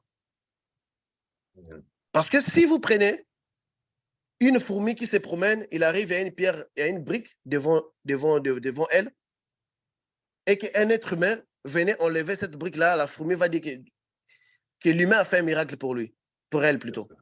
N'est-ce pas? Est-ce que l'humain a fait un miracle? Non. Dieu qui divise la mer, ce n'est pas un miracle? Mm. Oh, mais il met sa main, il y a quelque chose que Amen. vous ne voyez pas, il met sa main, Amen. vous passez, il n'y a pas un miracle pour lui, les miracles c'est pour nous. Donc ce que vous pensez être un miracle, enlevez dans votre tête que c'est un miracle parce que ça, vous allez voir que c'est grand. Quand vous dites que c'est un miracle, d'abord la définition de ce mot-là donne quelque chose qui est hors des portées. Prenez ça comme étant un naturel pour Dieu. Parce que même la télévision, si vous prenez quelqu'un de 1700, il dirait que ça c'est un miracle. Nous, les voyants qui vivons avec ça, ce n'est pas un miracle. Parler avec quelqu'un, je suis dans une réunion Zoom avec vous, vous êtes dans les quatre coins, c'était un miracle pour quelqu'un de 1700 ou bien de l'an 500. Mais ce n'est pas un miracle pour nous parce que nous l'expérimentons. Donc pour Dieu, d'abord, un miracle pour Dieu n'existe pas. Quand vous dites à Dieu de vous enlever une maladie, ce n'est pas un miracle. Il met son doigt, il enlève ce qu'il enlevait.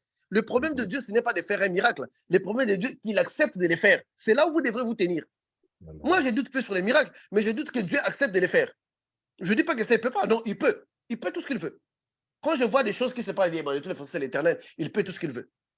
Qu'il accepte de les faire pour moi. C'est ça que vous devrez vous battre. Vous ne devez pas vous battre pour un miracle. Vous devez vous battre qu'il les fasse pour vous parce qu'il peut faire tout ce qu'il veut.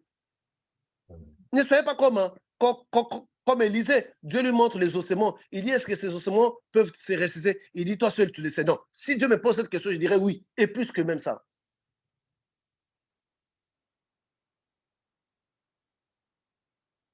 Donc, le miracle, tout ce qu'une force supérieure fait, que vous ne maîtrisez pas, nous les conseillons. Mais c'est comme un peu l'argent magique, non? Les gens voient que c'est des miracles. L'argent est apparu, l'argent n'a pas apparu dans ta maison. Il y a quelqu'un qui est mort, que toi, tu as sacrifié, qui travaille physiquement.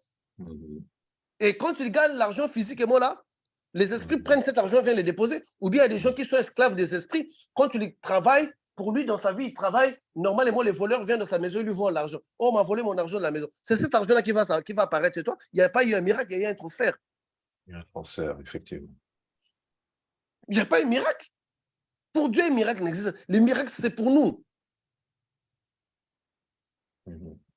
Tout ce que l'homme ne sait pas faire, il est même comme quand nous voyons un athlète, un acrobate faire, pour toi, ça paraît un miracle parce que ce n'est pas à ton niveau. Tout ce qui est à un niveau supérieur, mais en réalité, quand vous bannissez dans votre esprit, vous mettez miracle par possibilité. Que ça, c'est possible à Dieu de le faire. Vous n'allez plus passer votre temps à douter, est-ce que Dieu peut le faire? Dieu peut me guérir du cancer. Est-ce qu'il peut vraiment guérir du cancer? Vous allez vous battre, même votre prière va changer. Vous allez dire, vous n'allez plus croire que Dieu guérit les cancers. Vous allez dire, Dieu, je sais que quand vous regardez même les prières de toutes les personnes, des grandes personnes de la Bible, il attribuait à Dieu des choses qu'il n'a pas encore fait. Mais il disait qu'il pouvait faire, mais fais-le pour nous. Regardez, toi, tu penses qu'en croyant sur les miracles et les non-miracles, quelqu'un comme Josué pouvait faire arrêter le soleil, les courses du soleil? Non. Mais parce qu'il disait que c'est possible que Dieu les fasse. Mais qu'il les fasse pour nous. Parce que Dieu peut faire tout ce que vous voulez. Notre problème humain, c'est juste toucher la grâce de Dieu, toucher son cœur. Qu'il les fasse pour vous. Mais pour le peu où il peut tout. Il peut faire tout ce qu'il veut. Je dis tout ce qu'il veut. Il peut ressusciter des morts, balader en pleine journée. Ça serait seulement un déséquilibre. On va arrêter les activités pour aller voir des gens qui étaient morts, qui se promènent. On ne va même plus évoluer. On ne va même plus aller dans la direction qu'il faut. Il doit garder les choses ainsi. Donc, ce qu'on considère que je vais faire un miracle, non. C'est une possibilité, c'est une probabilité certifiée. Que Dieu fait telle chose pour moi. Moi, je ne demande pas à Dieu de me faire un miracle. Je n'utilise même plus ces mots-là. Oh Dieu, fais un miracle dans ma vie. Non, fais-moi ça. Parce qu'il peut. Comment est-ce que c'est un miracle pour moi, mais ce n'est pas un miracle pour lui? Nous avons conditionné notre tête et nous voulons utiliser la tête à la place de la foi sans se rendre compte de cette erreur que nous faisons. Sans se rendre compte de cette erreur que nous faisons.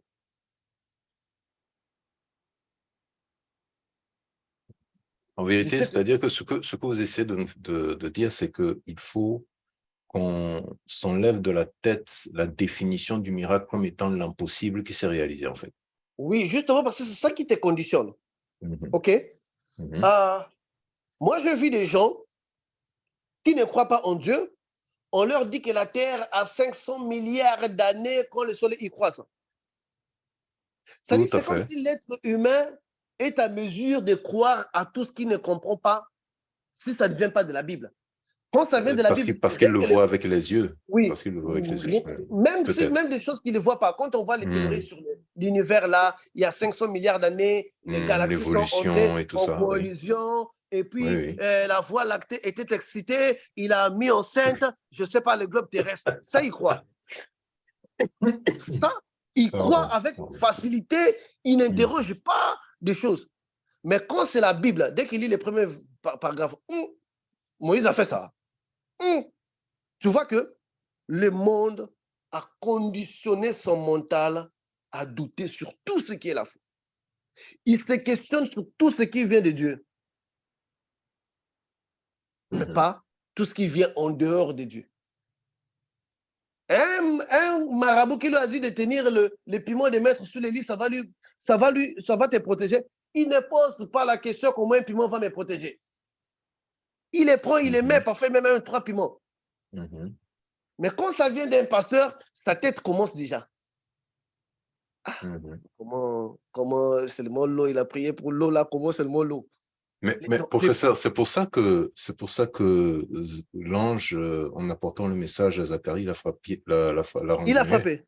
Il a frappé parce que Zacharie, normalement, était censé savoir, lui qui était prophète de l'Éternel, qui avait des visions et tout ça, il connaissait le niveau divin. Non seulement il était censé de le savoir, mais lui, toute sa vie, Zacharie, il prêchait sur Abraham. Quel était le cas d'Abraham? Lui, il était dans un cas plus grave. Il était plus vieux qu'Abraham? Non. OK. Donc, comment est-ce que toi, tu passes toute ta vie à prêcher sur Abraham? Et l'ange qui avait donné Abraham, l'enfant à la vieillesse plus vieux que toi, vient le même ange qui vient te parler, toi, tu doutes. Mais même toi-même, est-ce que tu ne vas pas péter les câbles? Justement. C'est quelque chose que tu lis, c'est quelque chose que tu prêches tous les jours. Je ne t'ai pas emmené quelque chose d'impossible. Je t'ai emmené d'un fait qui est déjà réel.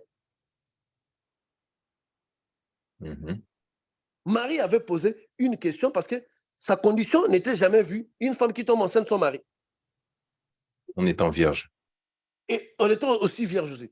C'était quelque chose dans la capacité humaine. Même l'ange comprenait que non, ça ne s'est jamais vu, ça ne s'est jamais fait. C'est normal qu'il se pose des questions comme ça. Mais ce n'était pas Zacharie, quand même. Donc, quand on met la définition du miracle, on va chercher les miracles, et quand on cherche les miracles, on ne les trouve plus.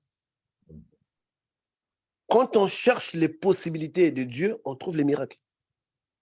C'est ça. Donc, un grand nombre d'entre nous, on cherche des miracles. Je vais prier pour quelqu'un. Dieu, fais un miracle en ouvrant ses yeux, non? Moi, Dieu donne ses yeux, la personne va appeler ça miracle. Mais moi, je sais que c'est une possibilité à Dieu de le faire. Parce que quand on dit miracle, ça conditionne déjà notre raisonnement. Ça remonte tout ce que nous avions appris sur un miracle. Et c'est fini. Nous devenons douteux devant des problèmes. Nous devenons douteux même devant notre propre bouclier de protection. Et ce que vous dites, pardonnez-moi, ce que vous dites, professeur, ça rejoint la reconnaissance. Hein? Oui, ça rejoint, parce que ce sont des points qui sont liés, qui viennent en un, qui vont former la conscience de l'individu. Il ne prie pas pour demander un miracle, mais il prie pour demander à Dieu de faire des choses qu'il est possible de faire à tout moment. C'est simple. Vous n'aurez pas cette barrière mentale-là qui va vous dire, tiens, là, toi, tu parles d'un miracle. Toi, tu sais ce que ça veut dire un miracle. Ton mental ne va pas... C'est un meilleur moyen de détourner votre mental. C'est un meilleur moyen de détourner votre mental. Une fois, je devrais payer le retard de loyer de 4 250 $, ce qui faisait un équivalent de 3 mois de loyer. Je me réveille le matin, je n'avais même pas un seul sou. Je dis, ah, demain, la maison m'envoie une lettre qu'on va m'emmener dans comment serait la cour des logements pour canceller, pour annuler mon contrat de bail, pour me mettre dans la rue. Oh, je reçois la lettre. J'ai dit, bon, Dieu, je t'avais un peu laissé là à côté, que moi je me débrouille pour que je puisse avoir. Mais là, je trouve que moi, je ne peux pas. Mais paye cette dette-là, aide-moi à payer cette dette-là. Bon, rappelle-toi que moi, tes postes, je les écris chez moi à la maison. C'est l'unique endroit là où je suis mieux à l'aise pour écrire. Tes postes est publié. Il y a beaucoup de gens qui sont sauvés derrière ces postes-là. Donc, ça, c'est considéré comme un bureau. Moi, je n'ai pas les possibilités de payer les bureaux. Toi-même, paye ton bureau. C'est fini. J'oublie même la lettre là, j'oublie même. Le lendemain, quelqu'un m'appelle pour me faire un travail, pour faire une salle de bain qui fait un versement d'un paiement qui allait de 5 600. Amen. Je n'avais pas demandé à Dieu de faire un miracle. Donc, un papa qui sort le matin, qui ramène les pains chez lui à la maison, le soir, les enfants disent que papa fait un miracle. Non, il y a des mots, nous avons. Écoute, ce sont les mots travail. Nous sommes dans un monde de l'existence verbale. Donc, le mot travail, le mot ont un poids, ont une charge. Voilà pourquoi certains mots, dès que tu les dis, les démons vont. Certains mots, dès que tu les dis, les démons viennent. Ceux-là qui écrivent les livres occultes savent que les mots ont une charge, ont des charges. Quel est le mot que tu utilises pendant que tu demandes? Toi, tu demandes à Dieu de faire un miracle. Es-tu sûr que Dieu peut faire un miracle? Si Dieu peut faire un miracle, ça veut dire que c'est même plus grand pour lui-même. Dieu ne peut pas faire un miracle. Dieu va faire une chose qu'il peut faire. Donc, quand tu parles avec lui, tu enlèves déjà les concepts.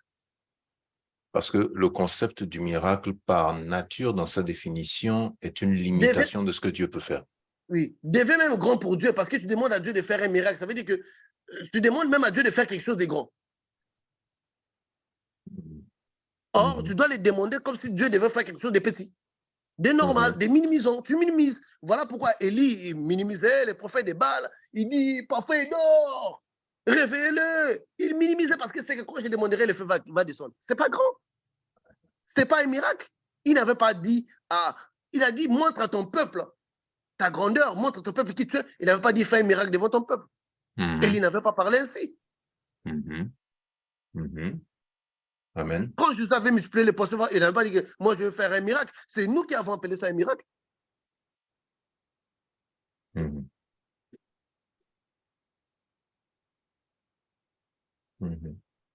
Amen. Voici les pouvoirs qui accompagneront ceux qui croiront en mon nom. En mon nom, ils guériront les malades. Est-ce qu'on a dit que voici les miracles qui accompagneront? Non. Le surnaturel que nous réalisons en croyant en Dieu, c'est ce que nous allons appeler plus tard un miracle. Pour témoigner, pour dire qu'on dit un miracle parce que c'est quelque chose qui n'arrive pas à tout le monde, c'est parce qu'il y a une force surnaturelle qui vient. Mais pour Dieu, quand nous lui demandons des choses, évitons de lui demander de nous donner un miracle parce que Dieu ne peut pas faire un miracle. Lui-même, c'est les miracles en personne. Amen. Amen. De nous donner par rapport à ce qu'il est, par rapport à sa possibilité.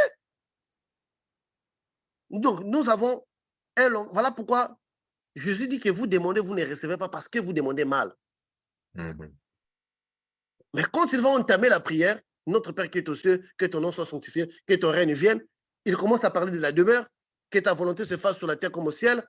Exact. Donne-nous le pain, donne-nous notre pain d'aujourd'hui. Il n'y a aucun miracle dans cette prière-là. Ce sont des possibilités qu'on voit que sa volonté est déjà au ciel, c'est ici, donne-nous notre pain. On suppose que Dieu met déjà sa main dans la poche, il te donne le pain.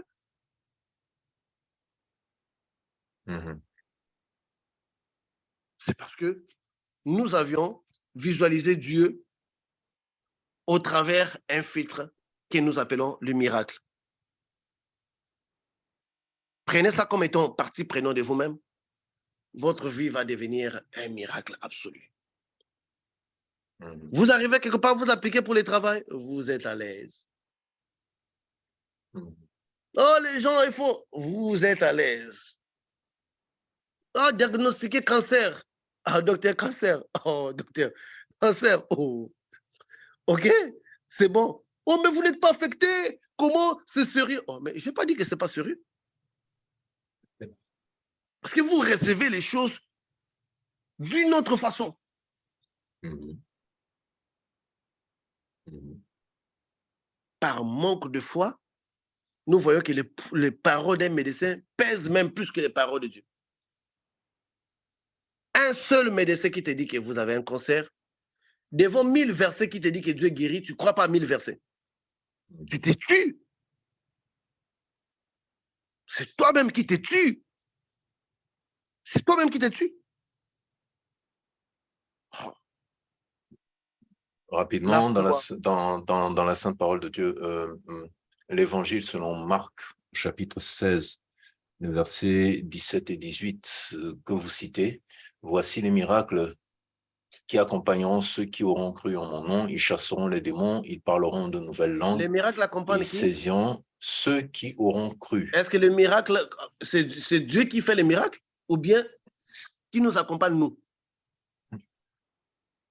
Est-ce qu'on a dit voici les miracles que Dieu fera pour ceux qui croiront en son nom? Qui Non. accompagneront ceux qui auront cru. Parce que ceux-là qui vont nous voir, ils vont dire qu'un C'est un miracle se passe dans miracle. sa vie. Voilà. Mais Ils ce n'est vont pas les ceux qui miracles auront que cru. Dieu nous fera. C'est là le problème. La nuance est là. Quand les gens vont nous voir, oui, mais quand tu vas me voir, tu vas dire qu'il est arrivé au Canada, 2 ans, c'est tout un miracle. Dieu les miracles m'accompagnent, mais Dieu n'est pas en train de me faire un miracle. Parce que quand vous attendez que Dieu vous fasse un miracle, ça devient grand même pour Dieu. Dieu fait normalement pour vous. Et les gens qui vont voir tout autour de vous, ils vont voir que les miracles vous accompagnent. Pourquoi on dit là, les miracles, c'est le surnaturel. La manifestation du royaume des cieux à venir. La manifestation du royaume des cieux à venir. Donc, il faut faire très attention avec un miracle qui t'accompagne et un miracle que Dieu fait. Dieu fait des choses grandes. Ça n'a jamais été un miracle pour Dieu. Parce que si quelque chose devient un miracle pour Dieu, ça dit que Dieu a fait des efforts. Oui. Dieu ne peut pas faire des efforts. Dieu ne peut pas faire des efforts. Parce que sur sa parole, tout est là. Juste s'asseoir, parler, ça se fait. Le puissant globe que nous on a là, il n'a pas pris la boue pour labourer, pour travailler, il n'a pas pris. Il n'a pas pris.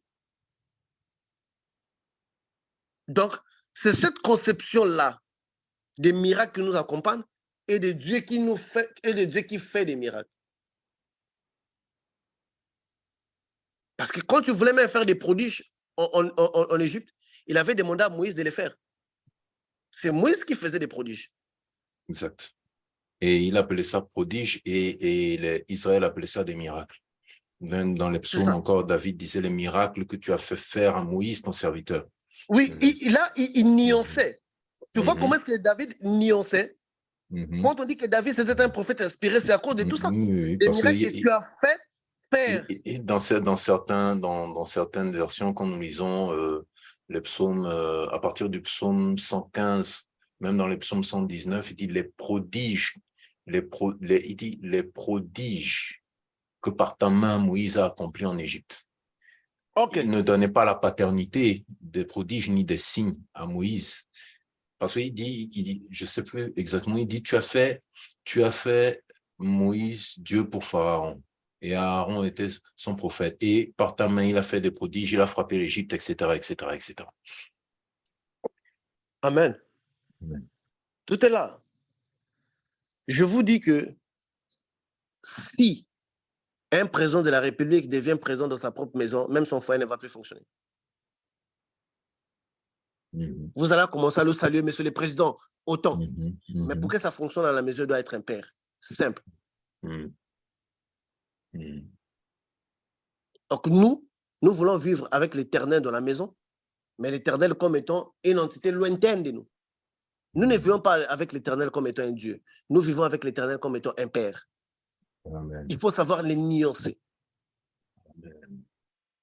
Si tu veux vivre avec l'Éternel comme étant un Dieu, tu vas les louper. Vis avec l'Éternel comme étant un Père. Le mot Père vient de la confiance.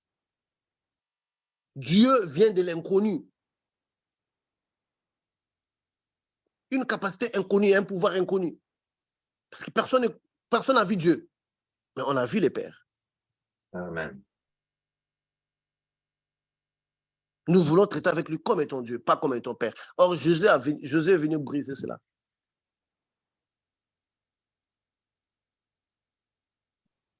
Si nous avons changé cette façon de voir les choses, je sais que même dans votre prière, il y aura peu de combat mental. Vous allez sentir une connexion, vous allez sentir que vous êtes plus à l'aise, vous allez sentir que vous êtes dans la sauce, vous allez sentir que vous êtes dans un milieu qui vous convient. Le milieu spirituel devient comme votre réalité. Rien n'est grand pour l'Éternel pour que ça puisse être un miracle pour l'Éternel. Toute chose que vous pouvez faire et refaire ne peut pas être un miracle. Si, Patrick, tu peux enlever ton doigt et le remettre tous les jours, ça cesse d'être un miracle. C'est naturel. C'est naturel. Ça peut être, on peut le considérer un peu comme étant un prodige, mais pas vraiment comme un miracle. Parce qu'un miracle, c'est comme quelque chose qui se fait difficilement, qui n'est pas accessible à tout moment. Or, pour l'Éternel, c'est normal de ressusciter un mort. C'est normal de bénir quelqu'un. C'est normal d'élever quelqu'un. C'est normal de donner la longévité à quelqu'un. C'est normal. De délivrer, de chasser De les délivrer. démons. Lorsqu'il te met son pouvoir, toi, tu commences. Mais quand nous chassons les démons, c'est tout un pouvoir du Saint-Esprit qui est en nous. Les gens du monde, quand ils le voient, ils disent quoi? Tu as fait des miracles. Mais toi, tu sais que tu n'as pas fait un miracle, c'est le Saint-Esprit. En toi qui a agi. Il y a l'autre partie qu'ils ne voient pas. Voilà, exactement. Et ils ne voient pas l'autre partie là. C'est comme dans les spectacles de magie. Le magicien fait des tours derrière la scène, les gens savent ce qui se passe. Mais vous ne voyez que l'autre partie, vous applaudissez. Mais si on vous met derrière les rideaux, vous allez voir. Oh. Donc là, il y a un trou que le magicien sort de l'autre côté. Vous allez arrêter d'applaudir. Ne vous posez pas derrière le rideau étant un téléspectateur. Soyez celui qui joue le spectacle. Soyez l'acteur du spectacle. Cette position mentale, derrière les rideaux, il n'y a pas de miracle. Devant les rideaux, il n'y a pas de miracle. C'est derrière les rideaux, il n'y a pas de miracle. C'est devant les rideaux qu'il y a des miracles. Prenez la vie spirituelle comme ça. Vous êtes dans la cuisine. Vous avez la possibilité. Le miracle vous accompagne. Mais le miracle n'accompagne pas Dieu. Parce que lui-même, c'est le miracle en personne. Que l'Éternel vous bénisse. C'était ça notre partage d'aujourd'hui. Amen. Merci, merci, merci, professeur. Merci pour ces profondeurs, ces perspectives. Nous reviendrons certainement dans une série de questions-réponses avec beaucoup de questions sur cet aspect. Le temps que notre audience, le peuple du Dieu, le peuple bien-aimé de l'Éternel, ait la capacité de digérer et d'appréhender, de confronter tout cela par rapport que chacun puisse confronter tout cela par rapport à sa vie et à sa marche avec l'Éternel, parce que c'est forcément, comme vous l'aviez dit le samedi dernier, c'était au départ un enseignement confidentiel, donc c'est une viande, c'est de la chair dure à mâcher, parce que là j'ai demandé des questions mais je n'en ai pas reçu, donc je crois que nous allons, par la grâce de Dieu, puisque nous approchons même la fin du mois, si l'Éternel le permet, le samedi prochain, pourquoi pas, programmer une série de questions-réponses qui nous permettront de revenir sur l'ensemble de tout ceci et même de revenir sur ces deux enseignements dans la séance du samedi prochain. Je pense que ce sera très bénissant pour tout le monde. Je vous invite tous, autant que vous êtes frères et sœurs en Christ, à non seulement réécouter ceci, mais à réécouter la première partie qui avait eu lieu le samedi dernier. Si vous intégrez le groupe Telegram, vous pouvez comment est-ce que je peux dire ça? Vous pouvez, en intégrant le groupe Telegram, Telegram va vous demander si vous voulez afficher les publications précédentes. Vous allez dire oui, sélectionnez le plus grand nombre qui vous vient en tête et faites OK. Vous aurez accès à ces enseignements-là. Les enseignements sont également disponibles sur notre page YouTube. Oui, ils sont disponibles sur notre page YouTube. C'est toujours le même titre, c'est la foi. D'ailleurs, pendant que nous y sommes, voilà. Donc, le secret de la foi qui produit des miracles et, je crois, change des situations. C'est la première partie. C'était la première partie du samedi dernier. Donc, vous pouvez retrouver cet enseignement sur YouTube. Vous pouvez le réécouter. Il y a la version audio qui est disponible sur notre groupe Telegram. Et c'est ce que nous faisons chaque week-end, chaque samedi. Voilà, si vous venez de nous rejoindre, c'était le groupe Spiritualité chrétienne sur la foi. Je suis celui qui suis. Deuxième partie avec le professeur Patricio de Jésus. Au nom de tout le staff, nous vous transmettons nos remerciements pour votre patience, votre présence, car nous savons que dans certains pays, il est très tard, déjà le soir. Nous vous remercions pour votre fidélité. Nous vous invitons à nous retrouver demain sur la même plateforme, 16h GMT, pour notre séance de prière d'intercession avec la deuxième partie de l'exhortation de notre doyen bien-aimé. Le lien vous sera rendu disponible sur nos diverses plateformes Facebook et Telegram déjà dans la matinée. Je crois Dieu que tout ce que vous avez entendu ce soir et tout ce que vous entendez, que vous écoutez, touche vos cœurs et que l'Éternel se serve de cela, car de toute façon, l'être humain en lui-même n'est pas assez intelligent pour pouvoir produire ces choses, si ce n'est que l'Éternel, par son esprit, l'en infuse. Donc, que l'Éternel vous bénisse grandement à l'écoute de ceci. Nous ne forçons personne car l'Éternel n'est pas dans la contrainte, mais voici ce que nous disons. Il peut vous être difficile de croire parce que vous entendez, mais lorsque vous entendez, soyez une terre fertile et essayez d'aller dans le sens. Acceptez ne serait-ce qu'un peu pour éprouver la parole, pour éprouver ce que Dieu dit, pour voir si les changements véritables ne parviennent pas dans votre vie et si par cela l'Éternel ne veut pas se révéler dans votre vie. Au reste, que l'Éternel vous bénisse et vous garde. Nous vous souhaitons à tous une excellente soirée, une très bonne journée. Bye bye.